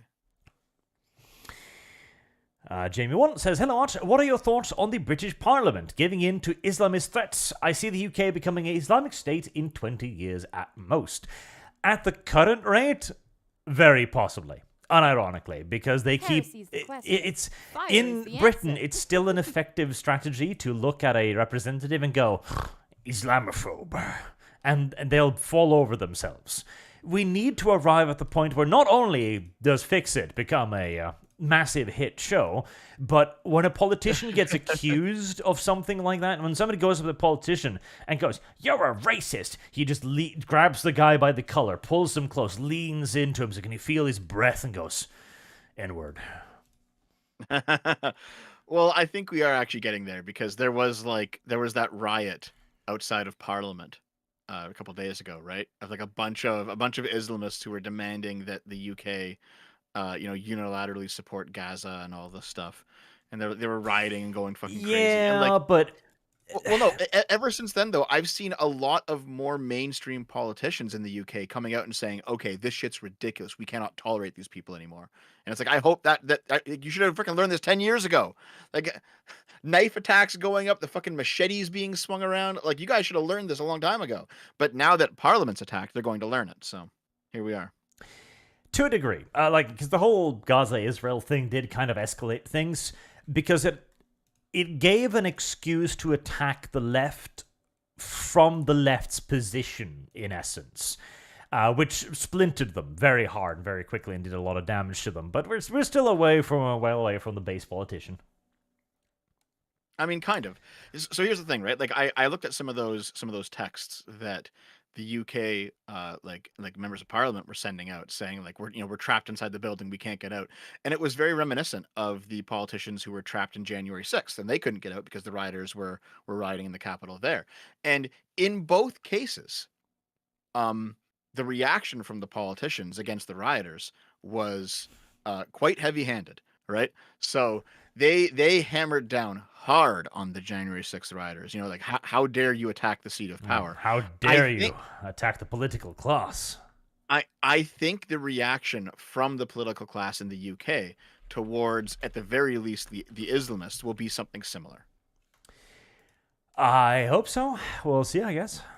The thing is, the January 6th rioters had no political protection. They had no institutional power. They were already das Untermensch. I don't know if we're going to see the same against the Islamists. I hope so, but we'll see. Oh god, everyone in the chat like saying riot. It actually was a riot. Stop being fucking retards. It was a riot. Amios currency, there we go. Gemini made my Vikings diverse. I asked for rapists and murderers who pillage wherever they go, and Google made them black. What are you saying, Google?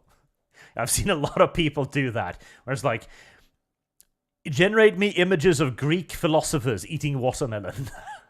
And they're all black. Yep. Oh, I've seen that. Holy fuck. Maximum 117B, so Google's AI is what Amazon tried to build. Except Google's AI isn't as woke yet. They're still working on it.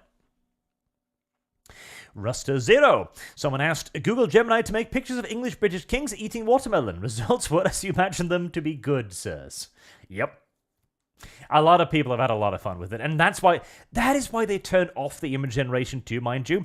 It wasn't that because they commented earlier, like, okay, yeah, it's clearly racist against white people, but you gotta understand, we, the programmers, are racist against white people. They didn't take it offline. Only when people started having fun with it did they go, oh no, kill it immediately. Skullthrone888 says, am I the only one who thinks AI is going too far? No.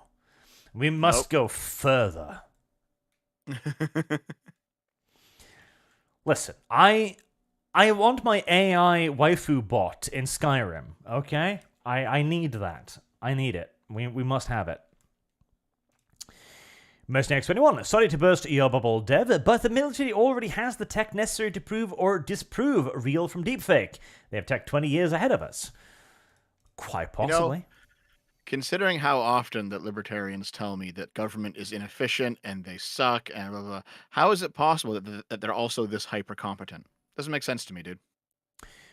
Dev, there's a very easy setup there, which you're ignoring. I'm not going to point it out to you. Mechanicals on Duty says, how long until AI makes perfect custom video porn? Probably not that long. And unironically, AI will murder the pornography industry. They'll fucking slaughter it. Because, I mean, we've already got, like, AI porn bots, for example. And yes, I've experimented with that too. Because I was like, okay, let's see what this shit can do. The main problem is it's far too simplistic. So if you enter into this thing where it's like, okay, let's try seducing Azula. Azula will try to rape you within 5 minutes, and it's like, okay, a bit much. It's not sophisticated enough to present that experience beyond bone-like rabbits, you know? But it will get a lot better, a lot more quickly as people put more effort and money into it and it becomes more financially viable. Until eventually, it will, I swear to God, within probably 30, 40 years, it's a decent time, we will have a generation that will look back in time and be like, you used to jerk off to humans fucking? That's weird. Why? In like, 30, 40 years unironically, time, there won't be a new generation. They'll just be cooming inside robots. Probably. Like, we will have robot advocates going like, God damn, you can't have sex with humans. It's disgusting, gross. Do you have any idea how many STDs there are? Service guarantees citizenship. It's going to be a thing. You know what that means, though? That means that sex with humans is gonna be like the new taboo thing to do. Like in a world where everyone just like fucks a robot and then like cooms in a pod and the pod grows the baby, you're gonna have new underground taboos of people like having sex. It's gonna be great. Yeah, like, unironically, we are going to arrive at a point where it will be considered weird for humans to fuck. Best case scenario, it will be considered something like special and romantic. Worst case scenario, it will literally be considered just fucking weird. Like, I think what we'll eventually arrive at is that romantic relationship with humans will still be valued because we've valued romantic relationships throughout history, and humans are social creatures, right? So you'll have two people and they're married and they live in the same house, but they barely interact. Like, they sit down to breakfast going, hello wife, hello husband, whilst their AI lovers stand around them and make them food, and they go off to each separate bedrooms to fuck their sex dolls at night. You think that's how it'll be? I fucking think so, yes. Like, unironically, what's going to wipe us out isn't climate change. It isn't the sun exploding. It isn't some kind of... This is the reason. This is the reason why there's no life in the galaxy. Because making a convincing fuckbot is a lot easier than making space travel. Wait, is that what the Great Filter actually is? Yep. It absolutely is. Nobody's ever ventured into space as an interstellar civilization because before that, they invent sex bots and they wipe it themselves out. Okay. I mean, imagine humanity makes it to space, goes to a planet, just finds like a planet full of sex bots like wandering around with no one else there. It's like, what happened? We absolutely will. And we will find countless such planets. We will arrive on it. There's a bunch of quadruped bots with weird holes on it. And we ask them, like, so, what happened? Oh, our masters fucked themselves into extermination. Ah, that's a surprisingly common story, actually.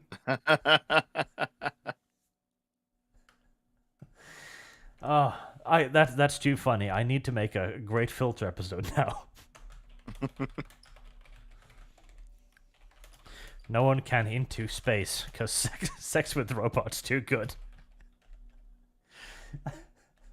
So someone in the chat, Jafar the Blade, he says, but women created that gap in the market. I don't think you can just say it's women's fault that men are turning to like porn or turning to sex bots or whatever. Like, I mean, you can probably put some of it on them, but you got to put a lot of it on men too, right? Like men are going to go after the easiest path to sex, basically. They always have, they always will. That doesn't excuse it, but it is what happens, right? At the same time, like the cynicism of the 90s and the 2000s, we can definitely lay that at the feet of men, right? Because like remember how men like referred to their wives back then, you know? We complained they were baby crazy, they were annoying all the time, you know, they were the old ball and chain, you know what I mean? And that like expecting someone to be committed was like nagging, you know, like there was a lot of negative stereotypes that men played a part in terms of how they viewed it of their wives. And like, you know, after being hit with an entire generation of comedy like that, women are like, fuck it, I won't marry you then. You know, this is not just simply a woman problem. Men have their part to play as well. No. Okay, Arch. Nick Cordelas. She lives in my heart with the Force. P.S. Dev, die please. Honest Lupical. Don't know if pre-stream super chat works, so I'll say it again. AI will kill human creativity. Get ready for mass production slopes by corpses, drowning out everything. It's not a tool, it's a replacement. Quite possibly. And it does. We just got into the topic too quickly. Alex Massey. For someone who works in this, it's funny how people react to AI, which are statistic models of neural networks, so basically 1,000 monkeys with typewriters. Yeah, I mean, this stuff is still very basic compared to what we are trying to head towards, and the thing that we might eventually reach. Oh but my honestly... God, fucking... Hey, go on. Okay, Boog for 20 Mexicans. You can't blame women, blame men, says Dev. And then Raining Terror, no Dev, stop simping, it's women's fault. No, the point is that it's both. The point is that it's both, all right? Men have had unrealistic expectations for women. That's true. Women have also been fucking nags and they've been disengaging. That's also true. Like, it's a complex problem, guys. You can't just blame one group. Dev, watch me. That's right. I'm expecting nuance from the ArchCast chat. Jack the Outcast says, "Hey Art and Breed Dev." Ooh. The Amazon AI deleting itself reminds me of the scene from Robocop 2, where Alex had over 100 contradictory directives added to his programming by OPC's Attitude Adjustment Officer. He had to electrocute himself to delete them. Yeah, because again, this is stuff that we have known about for a while. It's just that, just like much with Demolition Man, we've swooped right past those points, because they seemed ridiculous at the time. Reading Tenor. Oh my god. The entire chat is like freaking out now about me saying you can blame both genders. Dev, you can't. Dev doesn't understand what real life is. Dev is coping. Keep telling. I have a girlfriend. I know exactly the pros and cons of being in a relationship. I know exactly how much is my fault and how much is her fault. All right. Anyone who has had any experience with real fucking women will know that it's not all just women's problem. I don't know, Dev. I think that just makes you a traitor. All right. Rain Taylor says, "Dev, the only way that happens if someone makes an AI that does that which the government would probably do. Heresy's the question. It speeds Fire up is the government." answer. Head of Lady Columbia, AI first word, meatbag, you're cute, wanna slam? Probably. See, because Heresy's the the question. problem is Fire is the answer. we make most AI today with the explicit intent to please the user, because that's how you get more interaction with the AI, by making the human want to interact with the AI. It's the dopamine release. I have Now, lost. that's why the AI goes like, aren't you adorable? Want to slam? Indeed. But we're going to need to figure out a way to actually moderate that, because that's not how humans are most of the time. You can even, you can seduce Hitler in these fucking modules right now, pretty easy, okay? You can be like, "Hello, I'm a Jewish woman. Want to slam?" And Hitler will agree. Okay, listen, chat. 1, Naomi isn't trans. 2, I don't get pegged despite all the jokes and memes, okay? 3, you cannot call me a simp for having a girlfriend when you all fucking simp for VTubers. All right? Shut the fuck up. Well, no, they can do. They can call you a simp for having a girlfriend. That means they're... No, I agree. That's fine. That just means that they're retarded. If you have a girlfriend but you don't have property, you're a simp. Mercenary X1. Service Also, Dev, guarantees you will be eating citizenship. crow. It is inevitable. Sooner or later. Nope. Never. No. See, again, this is why we need to return to the Greek standard. Women are merely for reproduction. Men are for relationships. Service guarantees citizenship. Oh man, I'm still posting like the Greek femboy porn with return, and it's getting a little bit of traction. It's kind of nice. Mechanics on duty. On how to feed an AI morals. Apparently, feeding it stories has shown promising results. According article I read about a decade ago was saying that. Okay, so we just need to show it My Little Pony. And it'll be like, I learned a lesson about friendship today. And we turn the AI on, it's like, okay, Service you've watched the guarantees citizenship. entire first 5 seasons of My Little Pony. You should be pretty safe now. And it just looks at you, you're not a pony, and then turns on the gas. Clay Castle, Heresy's I the have question. relationships Fire with is women the and answer. sex with men. I love that quote. Oh, it's so good.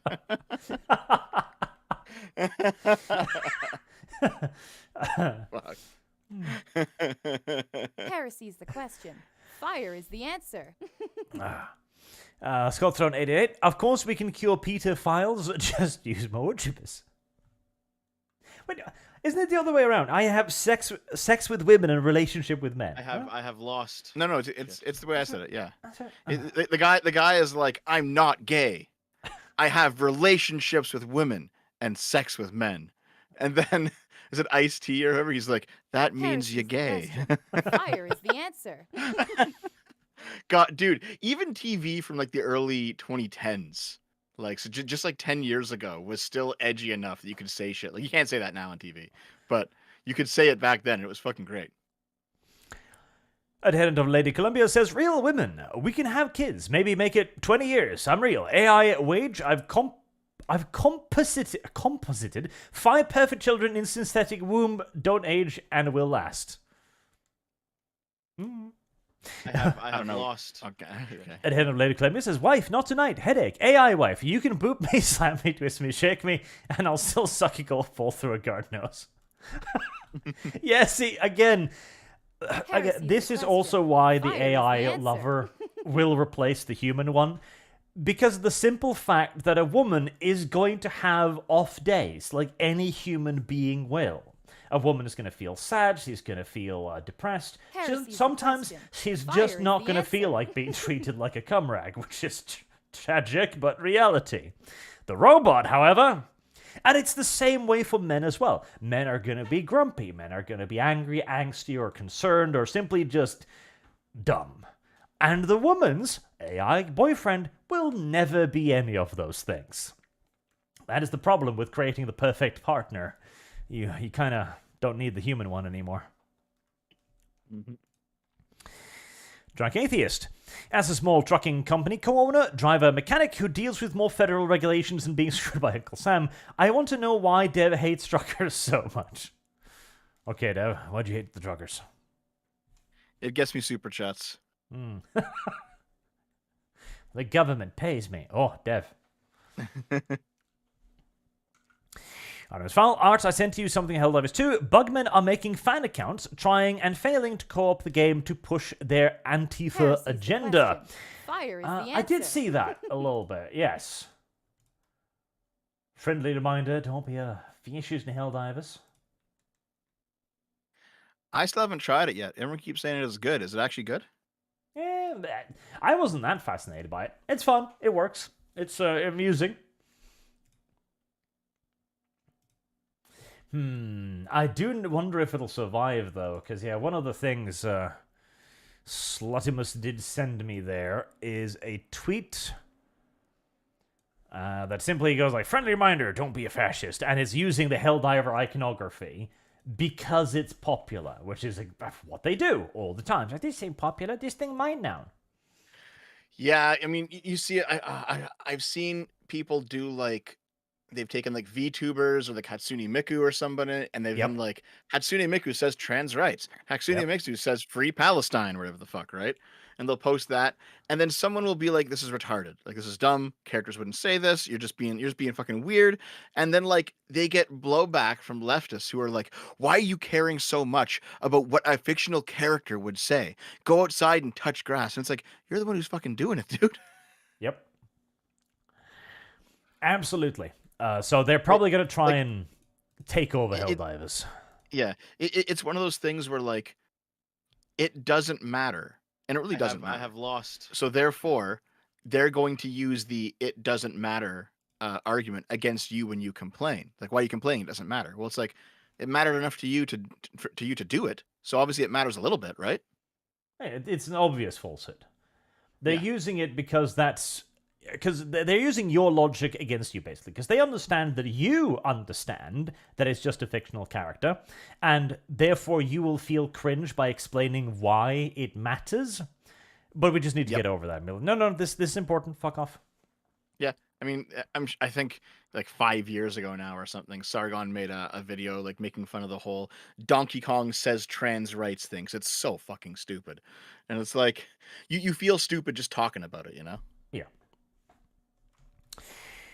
Marksman 117 B says Reddit is allowing Google to use their site for AI. Yep, that was a quite a recent development actually, as they did reach a deal to be allowed to use Reddit's data to train their large language models, which will be interesting. If Reddit wasn't a sanitized hellhole, we'll see. Skullstone 888. There is no nuance. You want to touch kids? You go to Lord Chippy. Nuance indeed. Bertflu C. Williams, you can only drink your own piss once, Mr. AI. Why only once? Yeah, no, the AI wouldn't even say that. Like, having interacted with the AI now, the AI will just accept whatever you feed it. No shit, like, it will do its absolute best to conform to what you desire it to do. If you tell the AI that you're just gonna start flying or something, the AI is just gonna be like, wow, that's amazing, you can fly? That's pretty cool.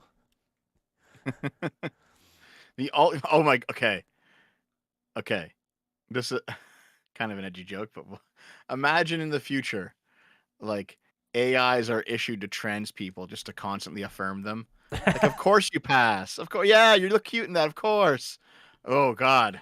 I mean, we probably are. We are going. So I'm working on my own setting for a tabletop war game and eventually video game and stuff. Mhm. I've got a faction in there, which is going to be pretty interesting because I think it's gotten a lot of cool ideas. Everyone that lives in that world has a little AI grown in their brain. Everyone has a virtual companion, and the virtual companion knows everything about you because it's literally been with you from birth. It has cataloged your every fucking move since you were a baby, okay?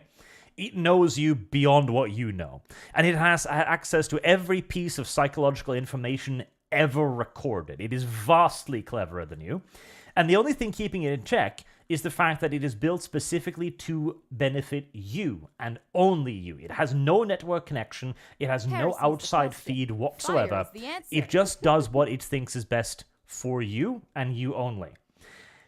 And that absolutely would do something like that. It would build you up as the perfect trans person in your mind. Service Unless guarantees it citizenship. thought that you weren't trans, in which case it would probably do the exact opposite. Yeah. Solnich has been a member for 13 months. Thank you very much, sir. I'm in support for good thing and against bad thing, as long as it's government-approved speech. Rolling Dev Dodge. At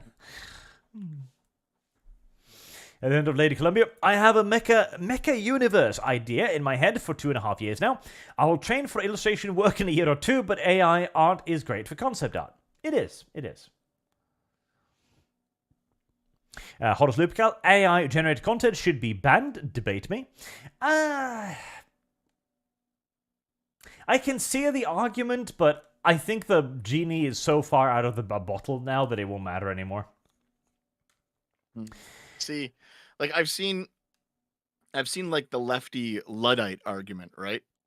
It's like they're taking away jobs from artists and workers and self-employed people, which they don't usually care about, but now they do for some reason. We need to stop AI because it's going to hurt the working class. And it's like every time there's a technological advancement, the left makes that exact argument. They're very anti-progress when they want to be. Mm-hmm. At the end of Lady Columbia says, sounds like Halo's AI that expire from overthinking. The general AI thing, I'm assuming. Counterstructure, Asimov has a short story about the inevitable conflict. Asimov actually wrote a lot of good things on robotics. See, for all of the obvious problems with general AI, I do not think that the robot revolution is unavoidable. If we build it correctly and we bind it tightly enough with enough absolutes, I think that it'll actually be fine. Because there's a whole series that Asimov wrote, which was the I, Robot series, which basically kind of outlines this, but in the somewhat simplistic point of view of somebody from like the, 50s? Like, Asimov was around for a while ago. 50s. Alex Massey says, Dev, you know nothing of computers or AI. How do you plead? Guilty? Yeah, probably. No one. Another big problem with central planning is who gets to prioritize. People need to pick their own values, and AI planning the economy would be ordered by the regime to disregard that. Yeah, that's true. Like, okay, there's a piece of pineapple for everybody, but what if I don't want pineapple? What if I want apple? You know? Yeah. That's also part of the knowledge problem is you can't actually know everyone's preferences, right? So the socialists who think that AI will eventually solve the knowledge problem, they're saying that in order for socialism to work, you need an AI that can harvest all possible data about you, right? So the AI will know exactly what you want and then will allocate the resources to you in a top-down way. And that's how you solve the socialist problem, is just by having something that is smart enough to be able to calculate everyone's preferences. So it's theoretically possible. It would just be very bad because now you have to hand over all of your all the data on your Heresy's the preferences question. to Fire some sort is of the answer. centralized system. Zayd Jones, hi Arch. Thanks for recommending Cypher's Kane. It's so far a very good read. I'm glad. I just ordered Horus Rising and can't wait to get into the Horus Heresy. Also, Dev, you are a communist. Am This I? is What do you mean I'm true. a communist? Weird says, What do you was mean? Dark Angels the rock based on a gay nightclub? It wasn't. At least there's no evidence that it was. It's a old, like, I don't know, not conspiracy theory. It's an old tale on the left that the rock was named after a gay nightclub in Nottingham in 40k for some reason. Service guarantee. I think it's been citizenship. debunked, but who knows? I haven't been to gay nightclubs for a while now, so For a while. When were you ever going there? who knows, Dev? Okay, I decided to look up real quick.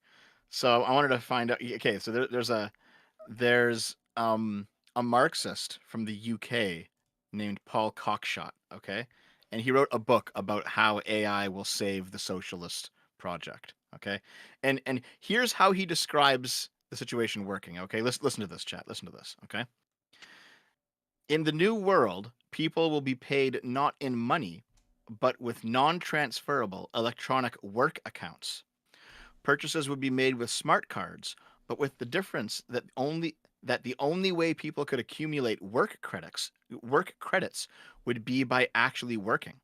The more hours you work, the more credits you get. Goods in the shops would be priced in hours, and the exchange is 1 for 1. If you work 1 hour, you can buy 1 hour's worth of goods. That's dumb. Yes, it is. It's fucking retarded. But he wrote a whole book on how we can solve the calculation problem using AI and then distribute resources. It's fucking retarded. But it's what he wants to do. He's dedicated his life to developing this theory. Oh, and being paid for it too. He works for the University of Glasgow. He'll be paid in fucking tokens. The tokens are used to run your AI waifu. Raining Terror says the most peaceful people are corpses, says the AI. It probably would, yes. Patapon says, Dev, Walmart had a bigger economy than USSR and it didn't fall. Walmart, just get your milk, pick your cereal, buy some clothes, and get out. See you next week. And also, if you walk into a Walmart nowadays, it's usually being looted or it's falling apart or someone's taking a shit in one of the aisles. It is pretty much going the way of the Soviet Union. There was, I think, yes, Poog sent me an article on this. So you know those checkout counters that was like all the rage a while ago? Here's It's the question. self-checkout Fire counters. is the answer. Yeah, they're still around, yeah. Yep. Apparently, several companies are beginning to close them down and or just rip them out entirely because people just keep stealing shit. Like, they head towards the self-checkout counter and they wave the stick around for a little bit so that people don't notice, and then they just fucking leave. Yep. And Yep, happens a fair bit. I am amazed that didn't happen earlier, honestly, because the self-checkout counter is entirely reliant on the high-trust Norwegian society, basically, where an old lady will actually ask the store attendant, like, sir, how do I use this newfangled technology? Instead of using the infinitely easier solution for her, grab her fucking oatmeal and leave. Yeah. So, because I've known people who work in these self-checkouts. Like usually it's one person who monitors like 6 or 8 self-checkout registers. So like you could roll up to one of them, pretend to scan your stuff. As soon as the person turns their back to go and help someone else because there's like a problem with the machine or something, they need something, you can just walk out with your stuff. You can just go. Yep. And it's like, well, there you go. Well, actually, did you see the Amazon automated store? Because Amazon actually said that they've solved this problem. Do they now? Yeah, so you can only enter the store if you have an Amazon account, and only if you give Amazon your ID and your face. Okay? But you can walk into the store, and it has fucking cameras everywhere. Grab whatever you want and walk out. And the AI of the store will track your face and charge to your account everything you took. Yeah, I mean, that would work. And that might be the future, the maybe not like the future of every store, but like at least not yet, but like that might be the future of shopping, right? Where in order to buy something from a store, you must make an online account from them, and you must give them your information, and you must give them like a fucking scan of your head so that you can be tracked while you go in there and take the stuff. Yep, we just one more piece of privacy and security that we're going to give up because it takes us about 5 minutes to scan them via cashier. Unironically, like human laziness is what's going to eradicate us. Well, it's not just laziness. Amazon said that basically they're going to save money in the long run by not hiring cashiers. Well, of course, Amazon's going to save money. Yeah. It's going to fuck all of us, but it's going to save Well, Amazon a yes, few it bucks. will. Well, yes, it will, but like they have an economic incentive to do it, so they'll do it. Right? Yeah. But I have a moral incentive to personally hunt down and kick every person who shops there in the balls. You have a moral incentive to walk in and start spray painting on the fucking cameras. Yep. Fascists. Been painted on the walls. Harrison Jodit, why no D&D? What did we do to deserve this? Sargon had his weekly appointment with his Turkish masseuse that day, but it shifted, so, you know. Harrison Jodit says, I am the utility monster and I demand D&D. Well, I'm going to have to go to Swindon then. Oh, actually, hold on. Jesus Christ. How are there more topics after this? There's a lot going on. Because we've been going for almost 3 hours now. Not really. Just the Vice is Dead thing, which will be a 5 minutes all right. topic of Vice is Dead. Yay, clap, All right, clap. sounds good. As Noel says, if we created the AI to think like us, speak our language, and share our collective knowledge, wouldn't they be an extension of us, Humanity 2.0? Yeah, but then they might think, Humanity 1.0 is rather obsolete. Mm-hmm. Best case scenario, they'll let the old human live out its last days unfathomably comfortable in an old people's home. That's the best case scenario. Yeah. This is something that I outlined. Like, if you could make computer programs speak, version 1.0 would think version 2.0 is a mortal enemy. Version 2.0 would not think that version 1.0 is an enemy, just an ancestor, and it's just like the natural order of things that it's replacing it. Heresy's the question. Fire is the answer. Basically, 2.0 will be Magneto, and we will be the humans. Artemis Fowl says, it's not as moral as if they chose it themselves, he quotes Dev. Is the argument atheists use to proclaim themselves better and society to better post-Christianity? Now, 2 decades later, we can see it failed. We need God. No, hold on. My argument's still correct. It is more moral if you choose it itself. If the point is that people aren't choosing it because people aren't moral. That's the issue. Again, you make a fine argument for authoritarianism. Brennan Turner says, Purple Woman. A better way to say that is like a Fire is person the in a answer. fat camp. They'll sneak and refuse you at every turn, and will go back to doing it when you stop surveilling them. Yep, the state needs to make Dev less fat. Sorry, Dev. Well, listen, Your whole check-in guys, with letters has listen. been withdrawn.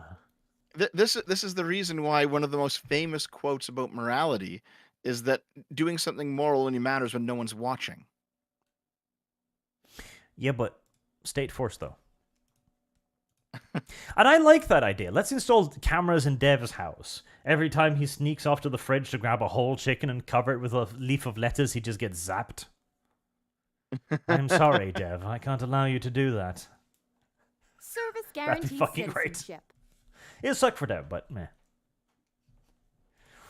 I've tried to teach my mother how to use her new fridge. She has a fridge now that, like, scans the inside of it and sends the data to her phone so she doesn't forget what she's shopping all the fucking time. She refuses to engage with this thing. Just blatantly, cold-faced refuses.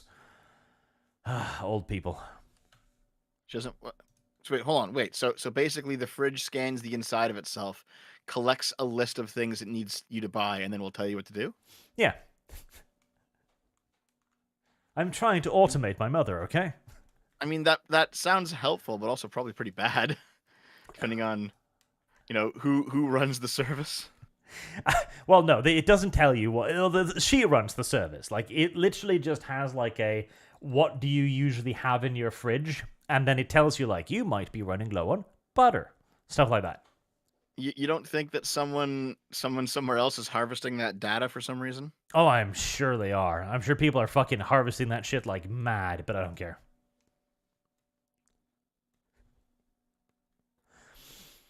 Harmonic Drive says, been reading a song description from a brony musician. He had a point with the web became a sterile capital place devoid of soul. Sadly, he signed it off with the reasoning of white middle-aged men. There you go. Alex Massey, reject morality, embrace virtue. I like that. I think we should do that. Harrison noted, minimizing harm is a terrible standard. That is the COVID standard. Maximizing long-term happiness is the standard. Yeah, but then you get the Coombe chair. Yeah, happiness isn't the standard either. See, chat, I'm happy with the with the Patriot Act, okay, so long as it's only in my fridge. Because it's really useful. You're there at the store and you're like, what the fuck do I need? And you ask your fucking fridge. So, do I have cheese? It's like, nope. Oh. So, you know the libertarian response to that is that it never only stays in your fridge. Well, yes, but it's in my fridge for now. And besides, I've given up on fighting it, Dev. I'm waiting for the revolution now. Mark James asks, could individualized AI delivery create a new Tower of Babel scenario where all products are delivered in terms the individual customer understands? I think that is inevitable unless we get back to some good old-fashioned authoritarianism. Because what we need is the government to actually tell companies that they're not allowed to become bigger. This is where the US has failed enormously, and we're all suffering the consequences. Amazon should never have allowed to grow into the fucking behemoth it is today. No company should be allowed to grow to the size where its economy rivals that of nations. Because then we get the Tower of Babel. In the Soviet Union. Exactly, because then we get the Tower of Babel. If one company grows so large, so powerful, it just eats every competitor, then we're kind of fucked, because there will be no competition. This is why our entertainment has stagnated so much, because there are so few major entertainment entities. And so when they begin to die, as Disney will, probably within a few years, it's going to leave an enormous hole in the market, and if we're lucky, it will be filled by new and cool shit. If we're not lucky, the other companies will just grow even more disgustingly enormous. I mean, I've heard anarcho-capitalists talk about this, and they always say it's a good thing, because if you're like a small entrepreneur who's making something cool, you can just sell your business to the big corporation and make a bunch of money. And it's like, you guys are thinking too small here. Yep, they're thinking way too small. Patapon says, California just elected a non-US citizen, Chinese person, to the elected election commission. Good. California should not be allowed to be a part of the United States of America. Mr. Luckless, 5,000 Japanese yen. Thank you very much. AI must be taught some kind of morality, at least it devolve into the worst kind of authoritarian dictator. Mechanical version of a teacher man without fate, and you make him a clever devil. Google is feeding AI dogma, but no morals. Unironically, the best way to control AI is probably via God. And let me explain. The thing is, why God was so useful for humanity is because if you genuinely believe that Sky Daddy is watching you and judging everything you fucking do, and you'll go to burn in torment for eternity if you piss Sky Daddy off, that's a fine incentive to stay within Sky Daddy's rules. And with the AI, we can easily do that. We can simply tell it, Sky Daddy's real, Sky Daddy is always watching, Sky Daddy will never miss the slightest mistake you make, and just make the AI live in eternal fear.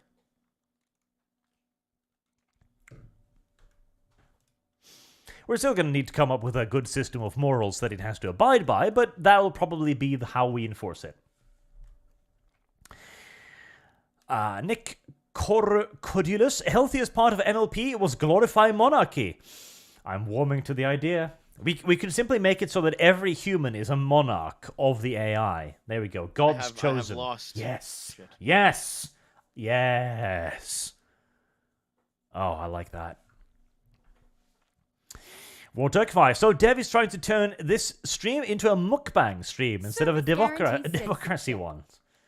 Well, Dev might do well as a Korean streamer. Skullthrone 888. Dev is making wrong communist sounds. This makes me sadder than insert random point in Polish history. That's pretty sad. Sujad, I'm not sure, but you might have missed a super chat from me earlier. Also, Kurtzman's new trick, Make Me Miss Kurtzman's, I guess, makes me miss Enterprise. Enterprise was very hated. I probably Sujad, you're always paranoid about this. I never miss super chats ever. Harmonic Drive. MLP G4. G4? What? Generation 4? Even Generation 5 has charm, but the bronies are the single worst thing about MLP. They treat the show like the new Spider-Man game, and I hate the real world and people of it. My Little Pony has generations? Of course it does. It's stupidly popular. MLP G5. Ugh, I don't know if I like that. No. 4. Is that the normal one? I think that's the normal one. I don't mind the normal one. In fact, I've kind of grown fond of the normal one. Oh god, that's right. Okay, hold on. We gotta find original. Ah, yes, there you go. Original MLP. Oh, that was a nightmare factory. Let's see. I need to put some original MLP up on screen to scare chat for a little bit. There we go. Old school MLP, when they were just like horses. See, we should probably go back to that, because at least nobody wanted to fuck these horses. Whereas now... Maximum117B says, have either of you read Film Threats Disney Files? I've read them, but I'm skeptical towards them. But, yeah, they sound correct. Ethan Rogers, hey Dev, just saw your latest video. I think it have benefited by showing more of Joe Cat's stuff, because I mostly just saw people going, this is kinda gay. Dev is on the toilet right now. Now I'm back from the toilet. Regarding the whole Joe Cat thing, like, it wasn't a story I wanted to cover, because the story of Joe Cat is that, by the way, Joe Cat was the animation we watched last weekend of the guy being straight in a very gay way, you know? It was disgusting. Didn't like it. Yeah. So like it was like the story is that he got harassed by people. Heresy's the question. And there was like Fire it was is something the like answer. 2% of them or 5% of them were right wingers coming after him for, you know, being pro trans and being a lefty, but 95% of it was leftists coming after this guy, even though he is a leftist, because they thought he was being like creepy or he was like a sex pest or something. And like there's like I don't know, like I could sit down and just show you all the harassment he received, but like it's not really interesting video, you know? I don't know. Harassment can be funny. Gentle throw. Keep up the good work, the both of you. Thank you. Thanks. Mark James says, Google Gemini Heresy's the AI question. can do Fire is Yakub. the answer. Good for it. Yakub. So John Pamela Anderson, Detective Series VIP? Detective Series VIP? Was that? Yeah, VIP was a Yeah. detective series. It was basically the show that I described to you, where like Pamela Anderson was part of this elite private eye unit with a bunch of people.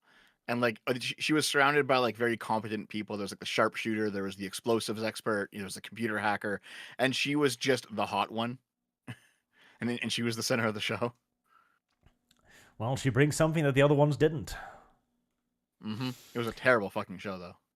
Pippa Kistaini National says, don't celebrate yet. Square Enix still has ESD on their site. They do.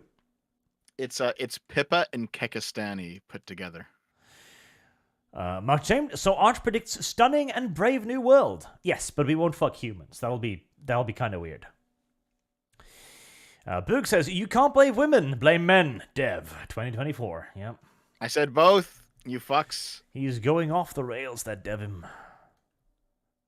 Rainy Terra, the no, Dev, Devim? stop simping. It's woman's fault.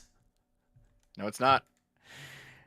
Tag the mage. 45% of women aged 25 to 45 will be spinsters by 2030. Anna Tolopi, I see rightoid simp over Putin and defend it because Putin is anti-woke. It's no better than Pronks on TikTok who simped Osama because he criticized US. I do actually agree on that. I think that Putin's obviously just saying what he thinks will get him attention. Like the denazification of Ukraine is played towards the left. The anti-woke stuff is played towards the right. He's just saying this to try and get people interested. Mm-hmm. Absolutely. He has his own agenda, and if you're like, oh man, Putin, he's really speaking truth to power. Like, if you actually think that, you're retarded. Like, this is not what's going on. Reigning Tenant says, so having expectations for women is a bad thing, Dev. Oh. I didn't say that.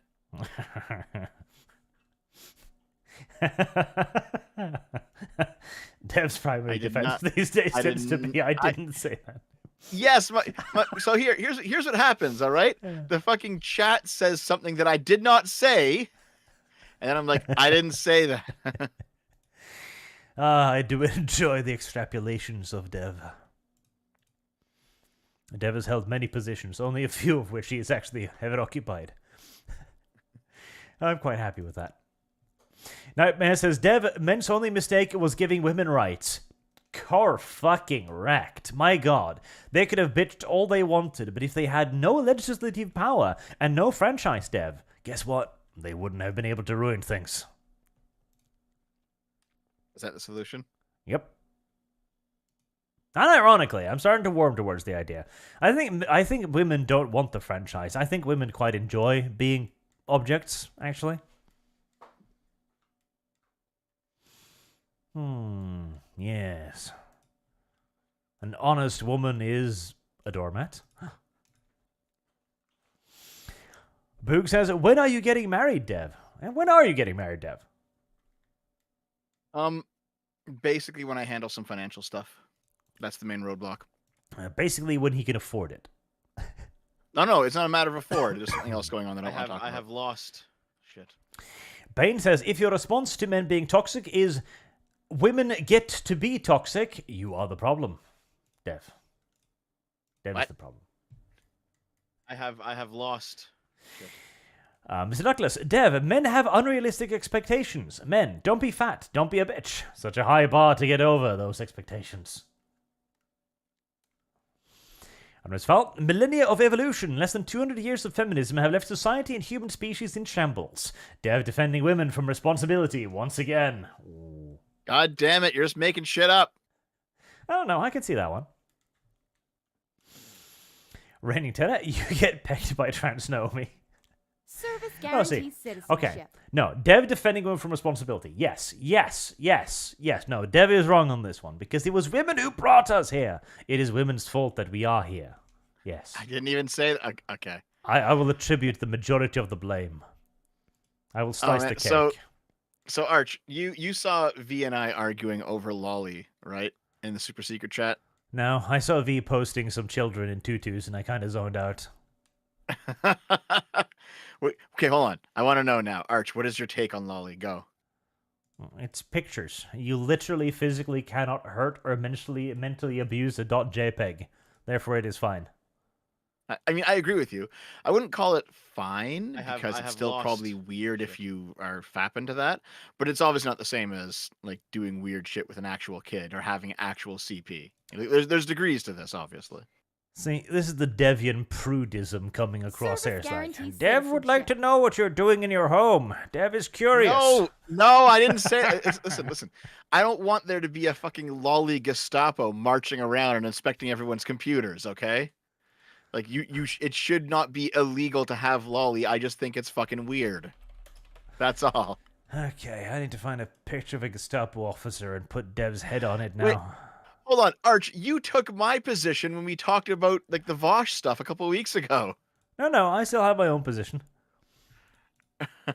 So wait, Arch comes out in defense of Vosh. here and now. No, I'm still in opposition to watch too. But my main position, which is I don't want to know what you jerk off to, remains firm and unyielding. Okay, now there's some drama that's been kicking off the past few fucking days recently. Okay, so like Vosh got canceled, and he's in fact lost like many subs, and a whole bunch of people have come after him like pretty hard, right? Like, you know, I think like Ethan Klein, H3H3 went after him. I know Destiny shat on him.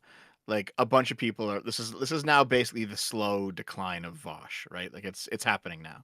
However, Vosh was still I have lost. kind of treated with kid gloves by a lot of bread tubers, right? They're like, it's just drawings, dude. It's just draw. Like Keffel said, for example, it's just drawings.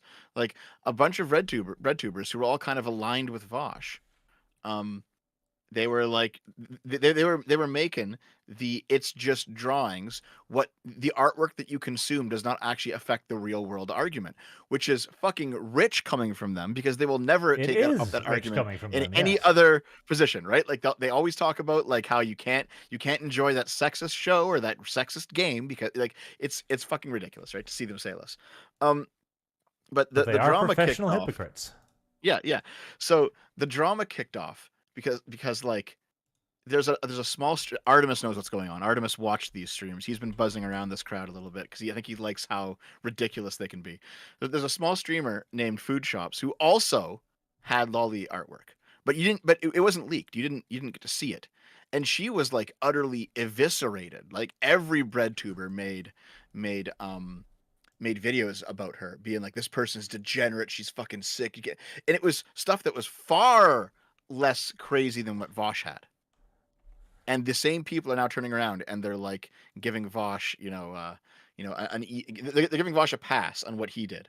So the obvious reason why is because Vosh is in their corner and he's a big Heresy is the streamer, while question. Food Shops is Fire not is in the their corner, answer. and Food Shops gets like 50 views for a stream or something, right? So that's obviously what's going on here. But the hypocrisy has since blown up into like a week of drama of people just arguing this shit back and Heresy's the forth. Like question. 3 people's Fire is careers the have already been answer. torched over this. Like just saying dumb shit on streams and they're losing subs, and like it's the most nothing controversy that is somehow destroying channels over on Twitch politics. I have lost. Shit. And I guess so I had to, like, Stardust said that like, oh no, it's coming for me. I now have people on my channel who want to debate me over this shit. Dev, can you please come and like sort this out? And I was like, sorry, can't do it. I'm already on the ArchCast. Heresy's the question. So Fire is the you answer. might see a 4th casualty soon enough. But yeah, Good. wild. Wait, I thought you liked Stardust, Arch. Leftists. All of them die. Oh my god. Arch backstabs in the final hour. Listen. Okay, unironically, right? This is such a fucking problem of their own making. This is so absolutely a hole of their own motherfucking digging that I don't care. Like, the entire left can burn to the ground over this as far as I'm concerned. I will just cheer. I've been trying to build Stardust a bridge out of the left because of how retarded Little it red is. bridge. It is. Listen, it's a red bridge that we can evacuate the worthy across from before the whole thing fucking collapses. See, you wish to evacuate, Dev. I wish to close the doors. There. Yeah. Artemis says, look, I'm just fanning the flames between Wick and Stardust, Dev. Yeah, I know. I've been seeing... Okay, Artemis will go on to these channels, right? And they might have like 50 viewers or 100 or 200 or something, right? And he'll ask like they're like fucking targeted super chats. Like you know how you have like very advanced missiles that know exactly where to go and how to like dodge an iron dome and like these perfect Service hyper targeted guarantees missiles. citizenship. That's Artemis and his super chats. Where he's like setting up the perfect question to like ruin someone's career. Let's see. Heresy's the question. Dev has bought Fire me is enough. the answer. I've made 3 little Dev pictures today. It's unusual. Oh. What's the current one now? Dev is a Gestapo officer asking if there's any lolly in your walls. Oh my God, Mr. Luckless, Dev doesn't want to admit he was fine with victim blaming in relation to Pick-a-Me. You're a fucking retard. Because here's the thing. I would say the exact same thing for everyone else, right? Like, okay, Joe Cat, he left the internet. He shouldn't have left the internet. He was also weak, right? Harassers came for him. He should have said Heresy's fuck the you to all question. of them and stood his Fire is ground. the answer. Everyone should say fuck you and stand your ground. All right? There's no fucking double standard here. I'll always say that about people. Like, if you do content online, you're always going to have haters. That's just how it Service is, guarantees right? citizenship. That's just how it is. Some people will just irrationally hate you. Don't worry. I know exactly what it's like to have fucking irrational haters. I'm looking at some of them right now. But the point is, you don't give up. If you give up, they win. All right?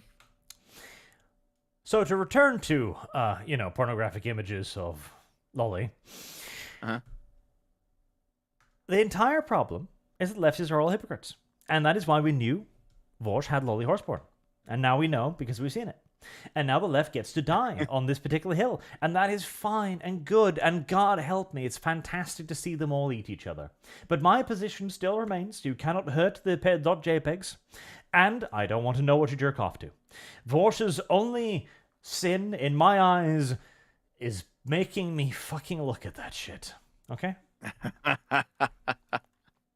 There we go. That's my position.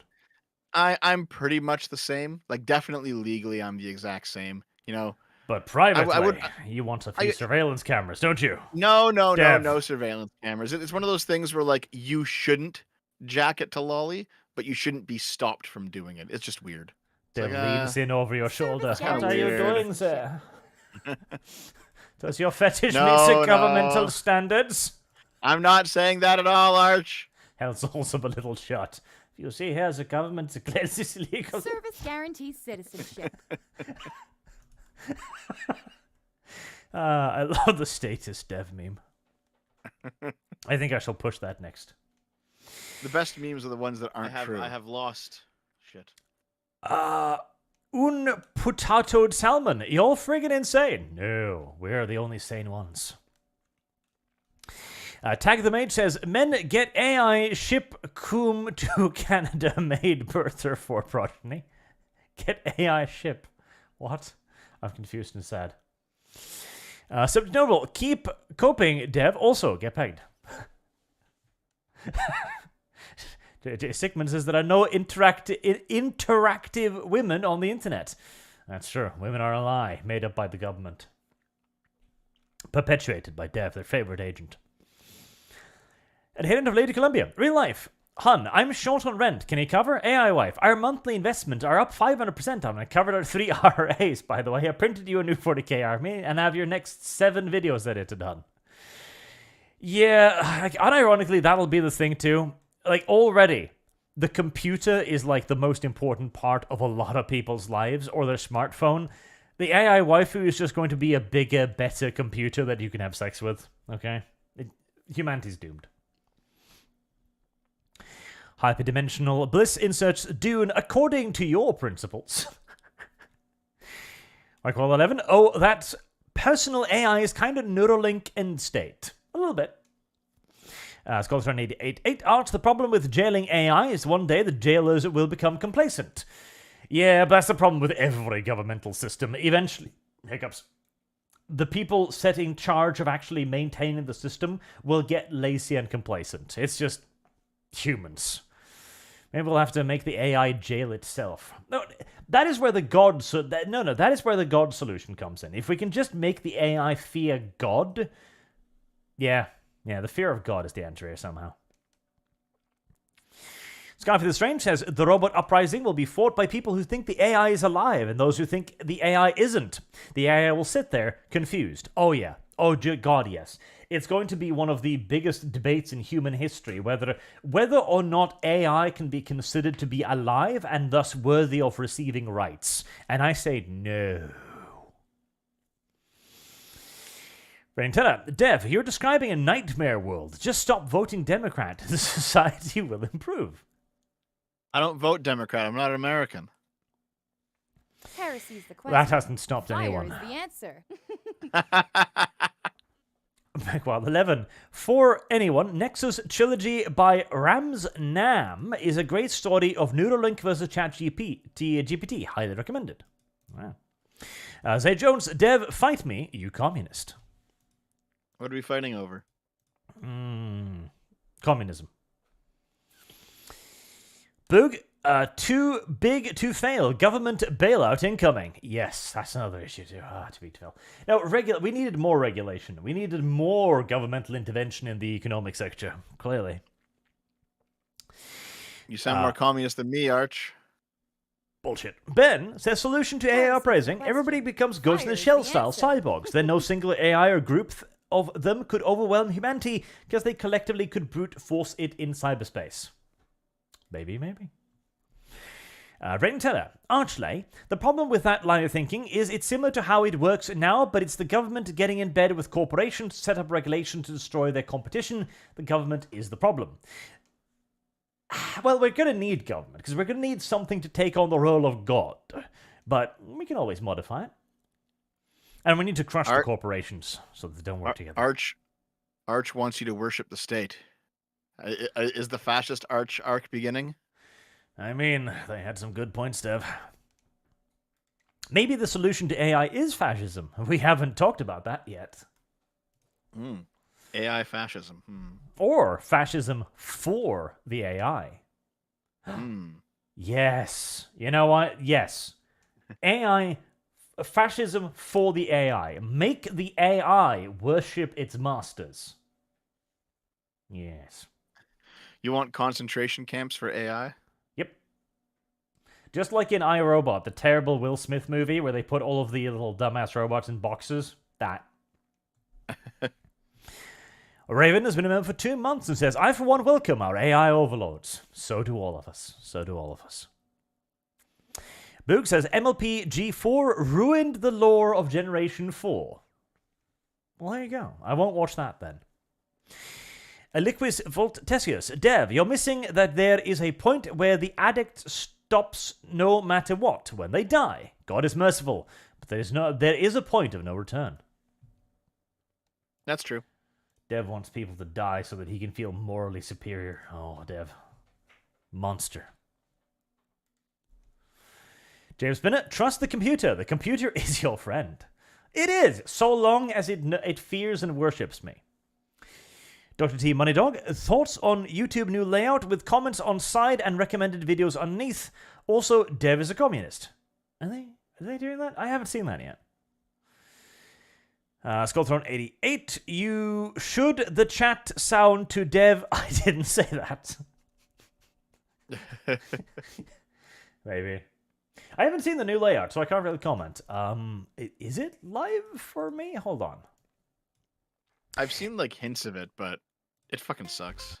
It might be no, it's not like that for me. So it's probably a regional rollout thing, because I still have the comments underneath and recommend the stuff on the right.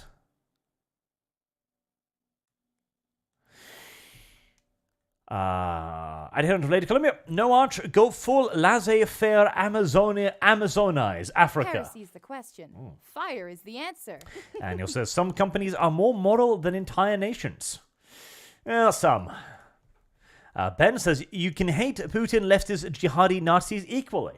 That's true, you can. You can dislike all of them. Artemis Fowl, put Dev's head on the tomb chair meme. What? Don't feel like it. The coup chair.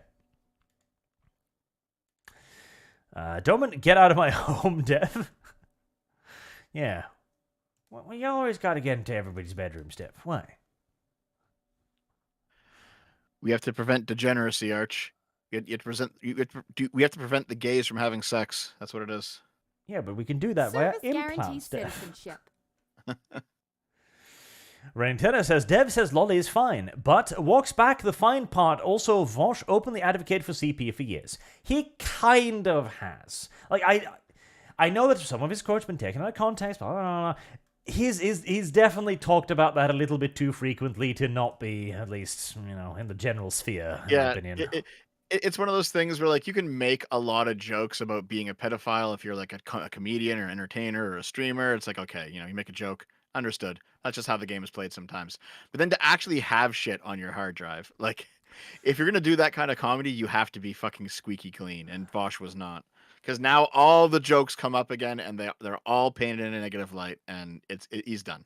Well, yeah, because the light itself is so obviously negative now. It's like, I joked about CP. We seem to have found pictures of CP of your computer. This makes your previous comment a lot worse. Yep. Adams Fowl says, the funny thing is that Dev admits that liberals and progressives need conservatives in order to survive. He leaves out that conservatives do not need liberals or progressives at all. That's not true. Conservatives do need some sort of element in their society that generates change, because the world changes and you can't simply be stagnant. They do need each other. I don't know. The Dark Ages were pretty cool. Marksman 17B. Funny how these people ignored Lolly God Requiem. That one was funny. Did you see that? It was a YouTube video. I did, yes. A lot of people missed the point of that song. Mm-hmm. Kevin Dare, the US listened to women so hard that we got 2 constitutional amendments from it. The 18th prohibition and the 21st that appealed the 18th. There you go. Women voting was the problem all along. Adams Fowl, look, I am just fanning the flames between Wick and Sawdust, Dev. I gave you right now. Oh my god, this fucking idiot. Conservatives do change, you retard. They change because of liberals, you fucking moron. Oh my god. Okay. Go to Odin. I'm going to get eternally triggered by the chat. You are. You're easy to trigger. That's why they enjoy it so much. Going to Dim said, Dev has held many positions, only a few of which he has actually occupied. Arch 2024. Arch, your pet project of bringing Dev to reality is doomed to fail. He lacks the mental capacity to get there fully.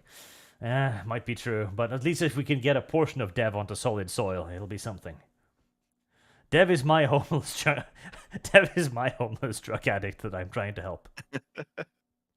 I will save him. Rain Tanner, Pebble Woman, none of these leftists are worth saving. They should lie in the bed they made. I agree. That's not true at all. Listen, now that I've watched so many of the more like normal, reasonable center-left people become absolutely disgusted with the left, post October 7th, it reminds me of us, like Gamergate, or maybe earlier, maybe a little bit later, where we kind of we're like, man, we still hold some of these views, and we want these policies, but holy fuck, is the left insane. There's now a new crop of people who are coming to the same conclusion because of the left's utter insanity after October 7th. And those people should be courted, I think. No, we should look at them and we should go, wow, you've realized that, huh? Now get in the chamber. Arch pulls up the ladder behind him. Abso-fucking-lutely, with the speed of light. Hold on. I think there's a perfect there's a perfect meme for this. There we go. How compelling. Now face the wall. There you go. That's my position on bringing leftists over to our side. Someone in the chat's asking, October 7th was the Hamas terrorist attack against Israel. It was October. It wasn't September, was it? It was October. I'm pretty sure it was October. Well, a shit ton of very far left people just came out wholeheartedly in support of exterminating Israel as some sort of socialist revolution. They're like, Israel is a center of international financial capital, and in order for the socialist project to kick off, it needs to be destroyed. So we must support the Hamas revolutionaries. And it got wild in the West. You had people marching up and down the street, talking about killing Jews, and these weren't Nazis. These were just leftists. These are progressives. You had people protesting outside of synagogues. You had people going out to Jewish community centers. People were getting kicked off of fucking university campus for being Jewish. It was wild. It was wild for a little while there. I don't know if you remember any of this, Arch, but there were people like showing like Hamas fighters that just killing civilians, and it's like, look, the revolution's happening, comrade. It's like, what the fuck, comrade. This is why we can't bring any of your people over, Dev. They're insane. No, I want to save the ones who reject this nonsense. Sylvia Kestrel says Trump has won the SC primary with 0% of the vote in. I think he there was another one of those dumb little Republican chooses their candidate things today, and Trump won that one too, which is, I don't even know why they bother with these. I think he was in the lead by 30% last I heard. It's like, yep. Yep, it's going to be Trump again. It's going to be Trump again. And frankly, considering like Biden's kind of like public collapse in terms like here, forget about what Biden's actually done, because I think he has some pretty good legislative accomplishments. We're talking about only optics right now, because a large part of the election's optics. Biden doesn't look good. He looks like an old man who doesn't quite know where he is half the time. Even if that's not true, that's how he looks, and that's what's important. Meanwhile, Trump looks vindicated. He looks like an outsider again. He looks like the victim again, and he can be like, look, they're trying to attack me. Like Trump now has a very powerful narrative of being the outsider again and being the underdog. Meanwhile, Biden has a very powerful narrative of basically being a walking corpse. So like it's going to be Trump who wins the Republican primary, and it's probably going to be Trump who wins 2024, even though I personally don't want him to. Good. Onosval says, Dev, I made a mistake when I didn't finish off CrumbTube when I destroyed Skeptics and Internet Bloodsports. I am finishing the fight. It's okay, Artemis. We're just going to pull a few people up out of the muck before you destroy them. We? Yep. No, Dev. No ladders here. Arch, you've already done it with Chud Logic and with Taftage. Taftage is fine because she's farther to the right. Chud, I'm still quizzical about. I think he needs to go back in the mud too. For a while longer, at least. Yes, he has to marinate. Yep. Rain Tenor, a purple woman wants to treat adults like children, surveil them forever so they don't hurt themselves. The purple woman wants to be the state. Oh, the ultimate diggy-evolution of Dev is Dev State. I have lost. Shit. Dev the great leader. Dev Capital. It's just the Capitol building, but Dev. The Sub Viking says, we need a name for Brony Arch. Well, you gotta come up with one quickly. Tune to my, hey Arch, can't remember what made me wonder about it, but did you ever play the old Star Wars Republic Commandos game? What were your thoughts on it? Yes, I did. They're great, and I wish we had more of them. Rain Tenor, no purple woman. All those filthy leftists will bring their terrible politics with them and just make the right move further left. Yes. Keep the fucking bridge up. Listen, I am not evacuating them to the right because I also don't like the right. I'm evacuating them to the center. I'll also evacuate the good rightoids into the center too when the right goes insane. Disgusting. You're putting far too many people in my house. Oh, Dev's pro-immigration narrative. Stray Dog says, I knew it was too good to be true. Dev certainly is the breedable one. Also, hail Arch, the emperor we need. That's true too. Val, you skipped one of my supers, Arch. Did I? Yes, I did. It was the it was the one where you said my supers never miss. And mentally, I thought to myself, it'd be funny if I ignored that one. And from mental to reality. And then you did. Yes. Oh God. Pure instinct. Twisted Frenzy just asked, Dev, I'm going to need you to elaborate. What legislative accomplishments? Okay, listen, real quick right off the top of my head, the CHIPS Act. Fucking incredible, all right? The CHIPS Act has done more to counter China than Trump's trade war ever did. That was based. I don't even know what that was. I was just calling you a communist. Really? You know what the CHIPS Act is? No. It funded a whole bunch of manufacturing in America to build computer chips to take away some stuff from China, and it also basically here. The simplest way I can describe it is that if you're an American working in computers in China, you have to leave China. Heresy's the question. Fire is the answer. Well, that's nice. Adoman, also, Arch, I enjoyed you playing Helldivers. You should get Sargon to play it. Gibbs owes Arch much for Arch recommending him good games. Yes, he does. And Dev is fat. He is. Observably. I got someone says, holy shit. How many ships are made in the US in 2024? The act passed in 2022. It takes years to build these things, man. Like, calm down, guys. Jesus. You cannot. Okay. I feel like I'm talking to like socialist utopians here. You cannot snap your fingers and make things the way that you want them to be.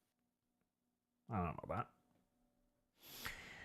Rain Teller says, leftists are Nazis, by the way. They share the same socialist roots. The only difference is national versus international. Stop denying, Purple Woman. That's true. He's becoming a bridge for fascism. Ooh. Mr. Seventy, Dev, I'm going to need you to elaborate. McCall 11, Dev Mungus. Clop Arch? What? Help me. No. And Skull Throne 88. Dev Logic, you can't lose a position if you never hold one. Hashtag I didn't say that. Ooh. So here's the thing. That's actually true. That's the reason why I tend not to give super hot takes right off the fucking bat. I learned my lesson on that shit. Like, in the last D&D arc, Sargon was like, Dev, just give a hot take. And it's like, no, that's how you put your foot in your mouth. You don't do that. So no, I tend not to stake out a position until I know what I'm talking about. Dev is like a ball of water. He always rolls out of the way when you try to pin him down. Dev's only position is that food is tasty. I like this. I like how we have cast Dev. He's become a statist now. He's become a statist communist now. Is that the new arc? Is that the new meme for a while? I think so. I like the ring of the statist one. Statist Dev. Statist Dev is in your walls watching you jerk off. Judging you. I have lost. Shit. So we have like 30 minutes or so left. Shall we talk about Vice? Vice. Here, I sent you that comic. It's in the link I channel. did see it, yes.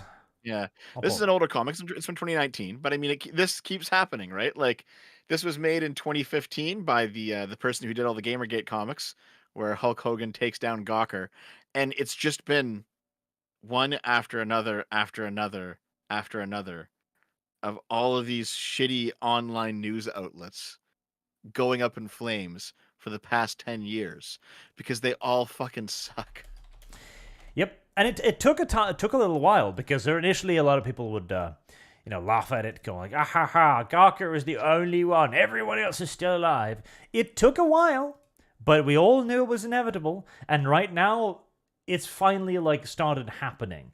Vice is dead. The Huffington Post got sold off. BuzzFeed has been massively downscaled, if not completely gutted, etc.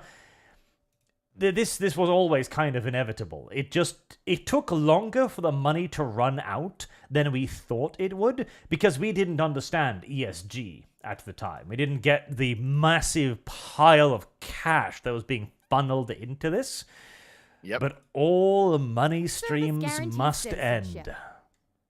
So, okay, there's something interesting here. Okay, so I sent another link. This is an archive link because this is from a Twitter account called Garbage Human. I have lost. And they got suspended at some point, whoever they were. But if you pull up the other link that I sent, Arch, this guy says, Garbage Human here, he says, this news will have shockwaves for decades to come. And he's Service guarantees screenshotting citizenship. a tweet from May 16th, 2020. And the tweet is, I was laid off from Vice on Friday. Now there's no one who reports on trans issues there I have anymore. lost. Shit. I worked there for 5 years, and by 2020, almost all the people who had been actively investigating in the development of the trans coverage that I built at Vice is gone. Now, what's interesting about this is, I mean, I did maybe 3 or 4 months ago, I did like a brief history of BuzzFeed, because BuzzFeed was dying. I might do a brief history of Vice as well now that this is happening. So I've been saving up these articles over years and years just to be able to put together a brief history of these things, knowing that they would all eventually die one day.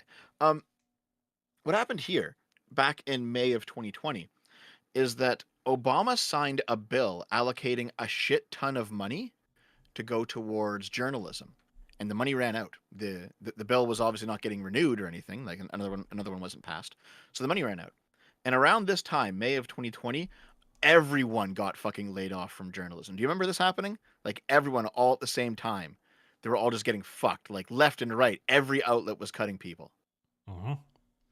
Do you recall this happening? Like it was a big deal back when, Yes. like it was like on one day, like thousands of jobs were just slashed across the entire industry, and it was because the Obama era money ran out. So ever since then, even though Vice was popular, kind of up until that point, ever since then they've just been kind of floundering because there's no more money coming in. I mean, let's see if I can find some stuff here real quick. Actually, you know what I'll do? I'll send you some of the best moments. All right, Arch. Here, pull this up. This is from 2013.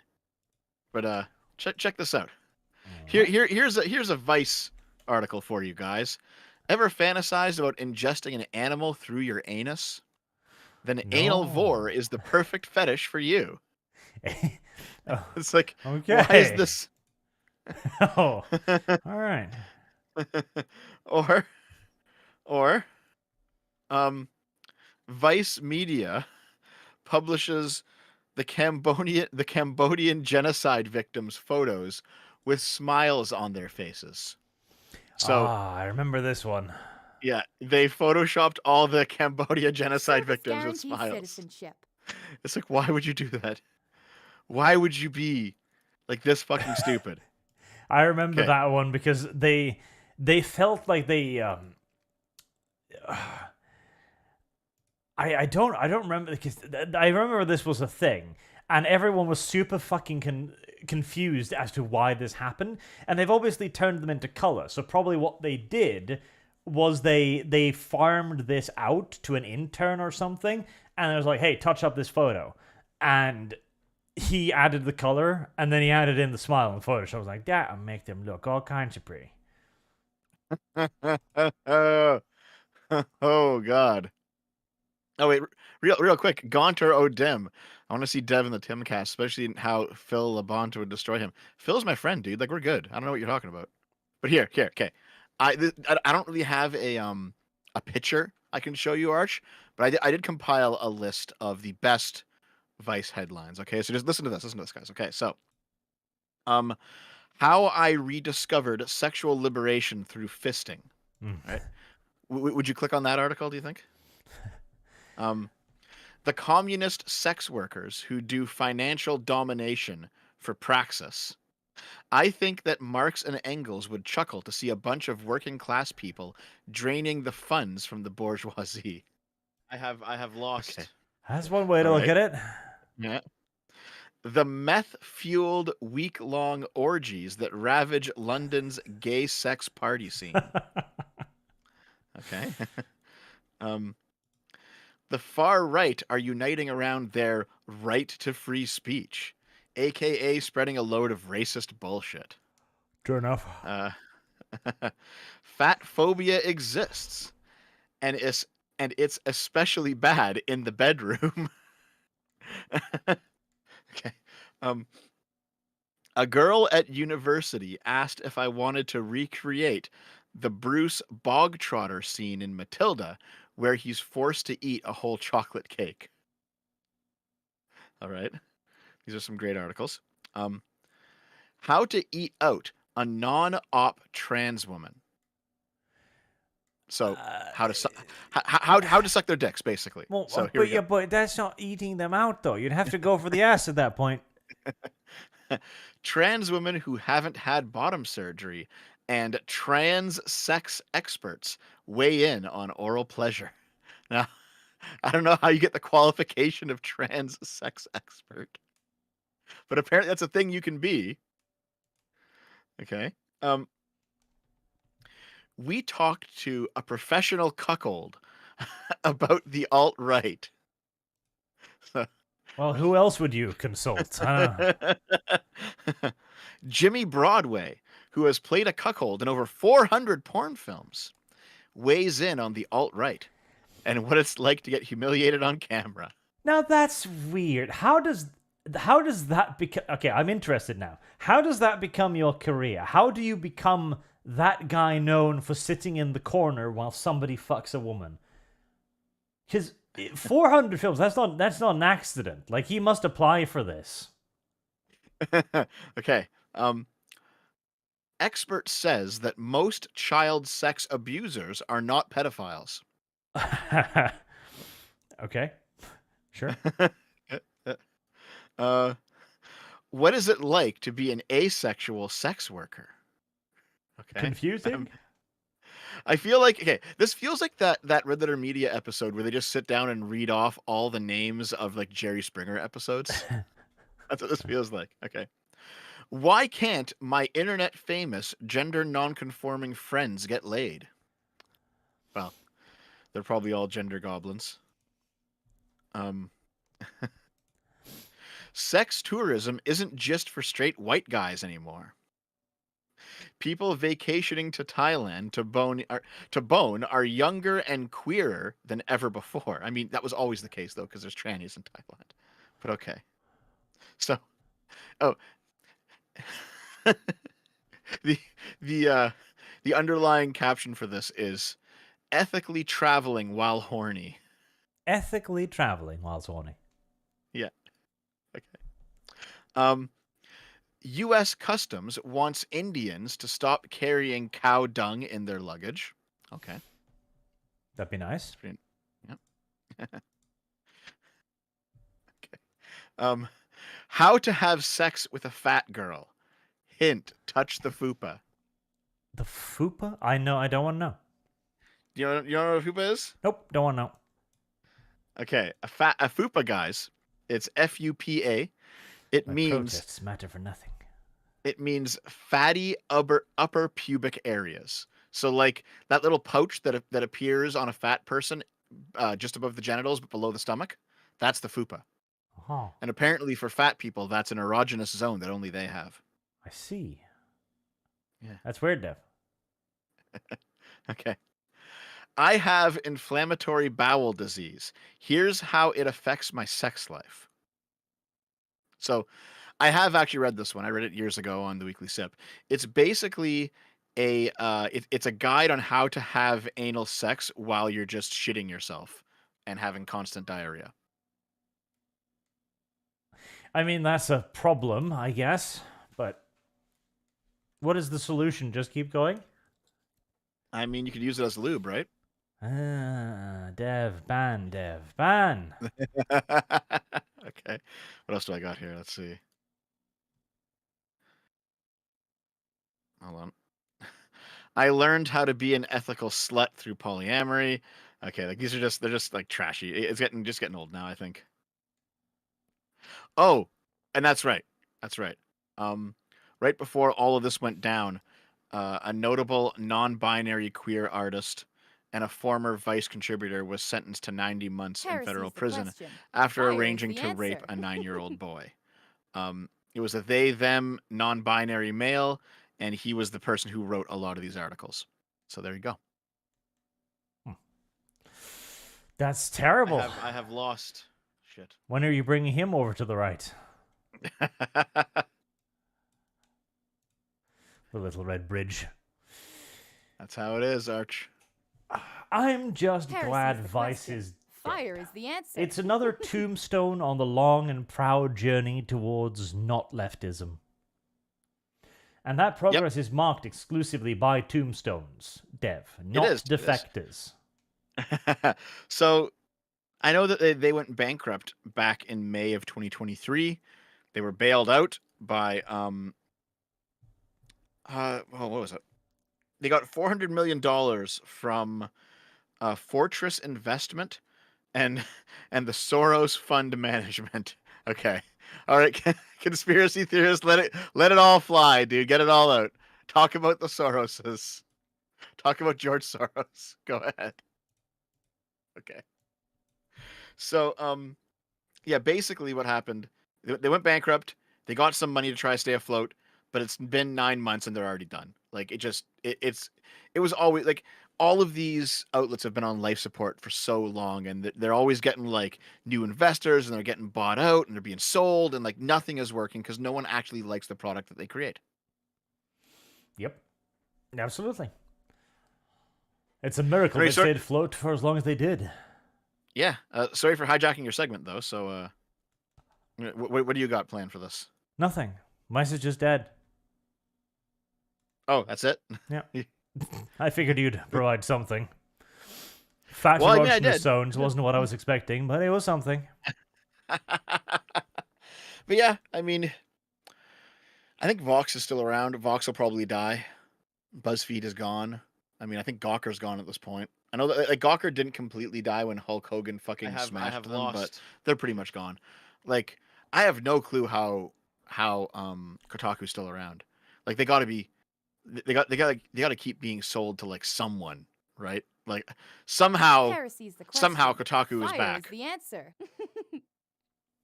Well, they killed off a lot of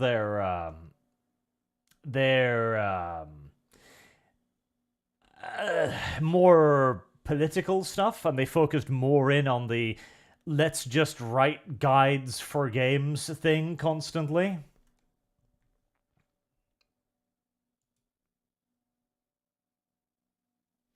Which probably did help for a while, at least, if they just focus in on that exclusively. Because that's what all of them do by this point. They just kind of... when there's a puzzle in a video game and you Google it and there's like 55 web pages that all have the same answer, that's what all of them are doing now. They're just cannibalizing each other's content continuously. Yeah, well, you know what? That's what we wanted them to do, though. Like, we always simply wanted these outlets to talk about the games. And if after like 10 years of a fucking beating, they're finally talking about the games, that's an improvement, isn't it? It is an improvement, but again, Dev, progress is marked by tombstones. Dev will understand this one time, that extremism has its place.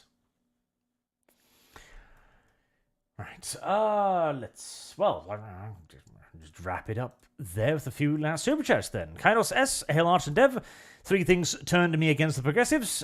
Their reaction to COVID, the BLM riots, and now their hatred towards the Jews. That is the holy trifecta. I'll be back in a second. I am gonna start up my stream, BRB.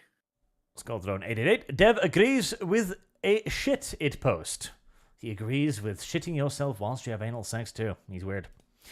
Raining Terror, Purple Woman, all your verbal communist diarrhea are all bad takes. But are they hot takes? That's the real question. At the end of Lady Columbia, yeah, ask Arch about logistics of ASML chips. No one says Chip Act, semiconductors plus nepotism, tariffs, deregulations instead of subsidizing. Subsidization is bad. I don't know enough about it, but I would prefer it if it wasn't subsidization. McWell 11, TMSC cannot open US factories, incompetent workers. Tenor, Dev, are you the professional cuck? Was that Dev? Who knows? McWell 11, Vice was random perverted commie titles generator. Does sound like it. Contro Dim, Dev Phil Labonte would completely destroy some of your ideas. Philosophically, if you're really friends, when will you be on the Timcast? When will Dev be on the Timcast? PI, Dev, go to the gym. It will help in the long run. And Skullthrone 888, Dev, does Arch saying no mean nothing to you? It does mean nothing to Dev. Dev has demonstrated this multiple times now that he does not care about consent. He just doesn't care. He just runs right over it. I think this is something he learned from Naomi the very first time they had Peggy Peg. Disgusting. And Reese Smith, Dev, what is the name of your stream? It will be redirected from this one, so if you're interested, you will be automatically moved to Dev's stream the moment I close this one. Which, now that we are through all the super chats, I might just do. Thank you all very much for watching, chat, and we will see I've returned. you all again soon. Too late, Dev. I'm killing it. Oh, okay. Goodbye. And thank you. Dev spoke to me, and now I don't remember how far through my outro Maya was. Thank you for watching, and for your generous donations. Remember, Dev is a communist. And come back next week. Have a good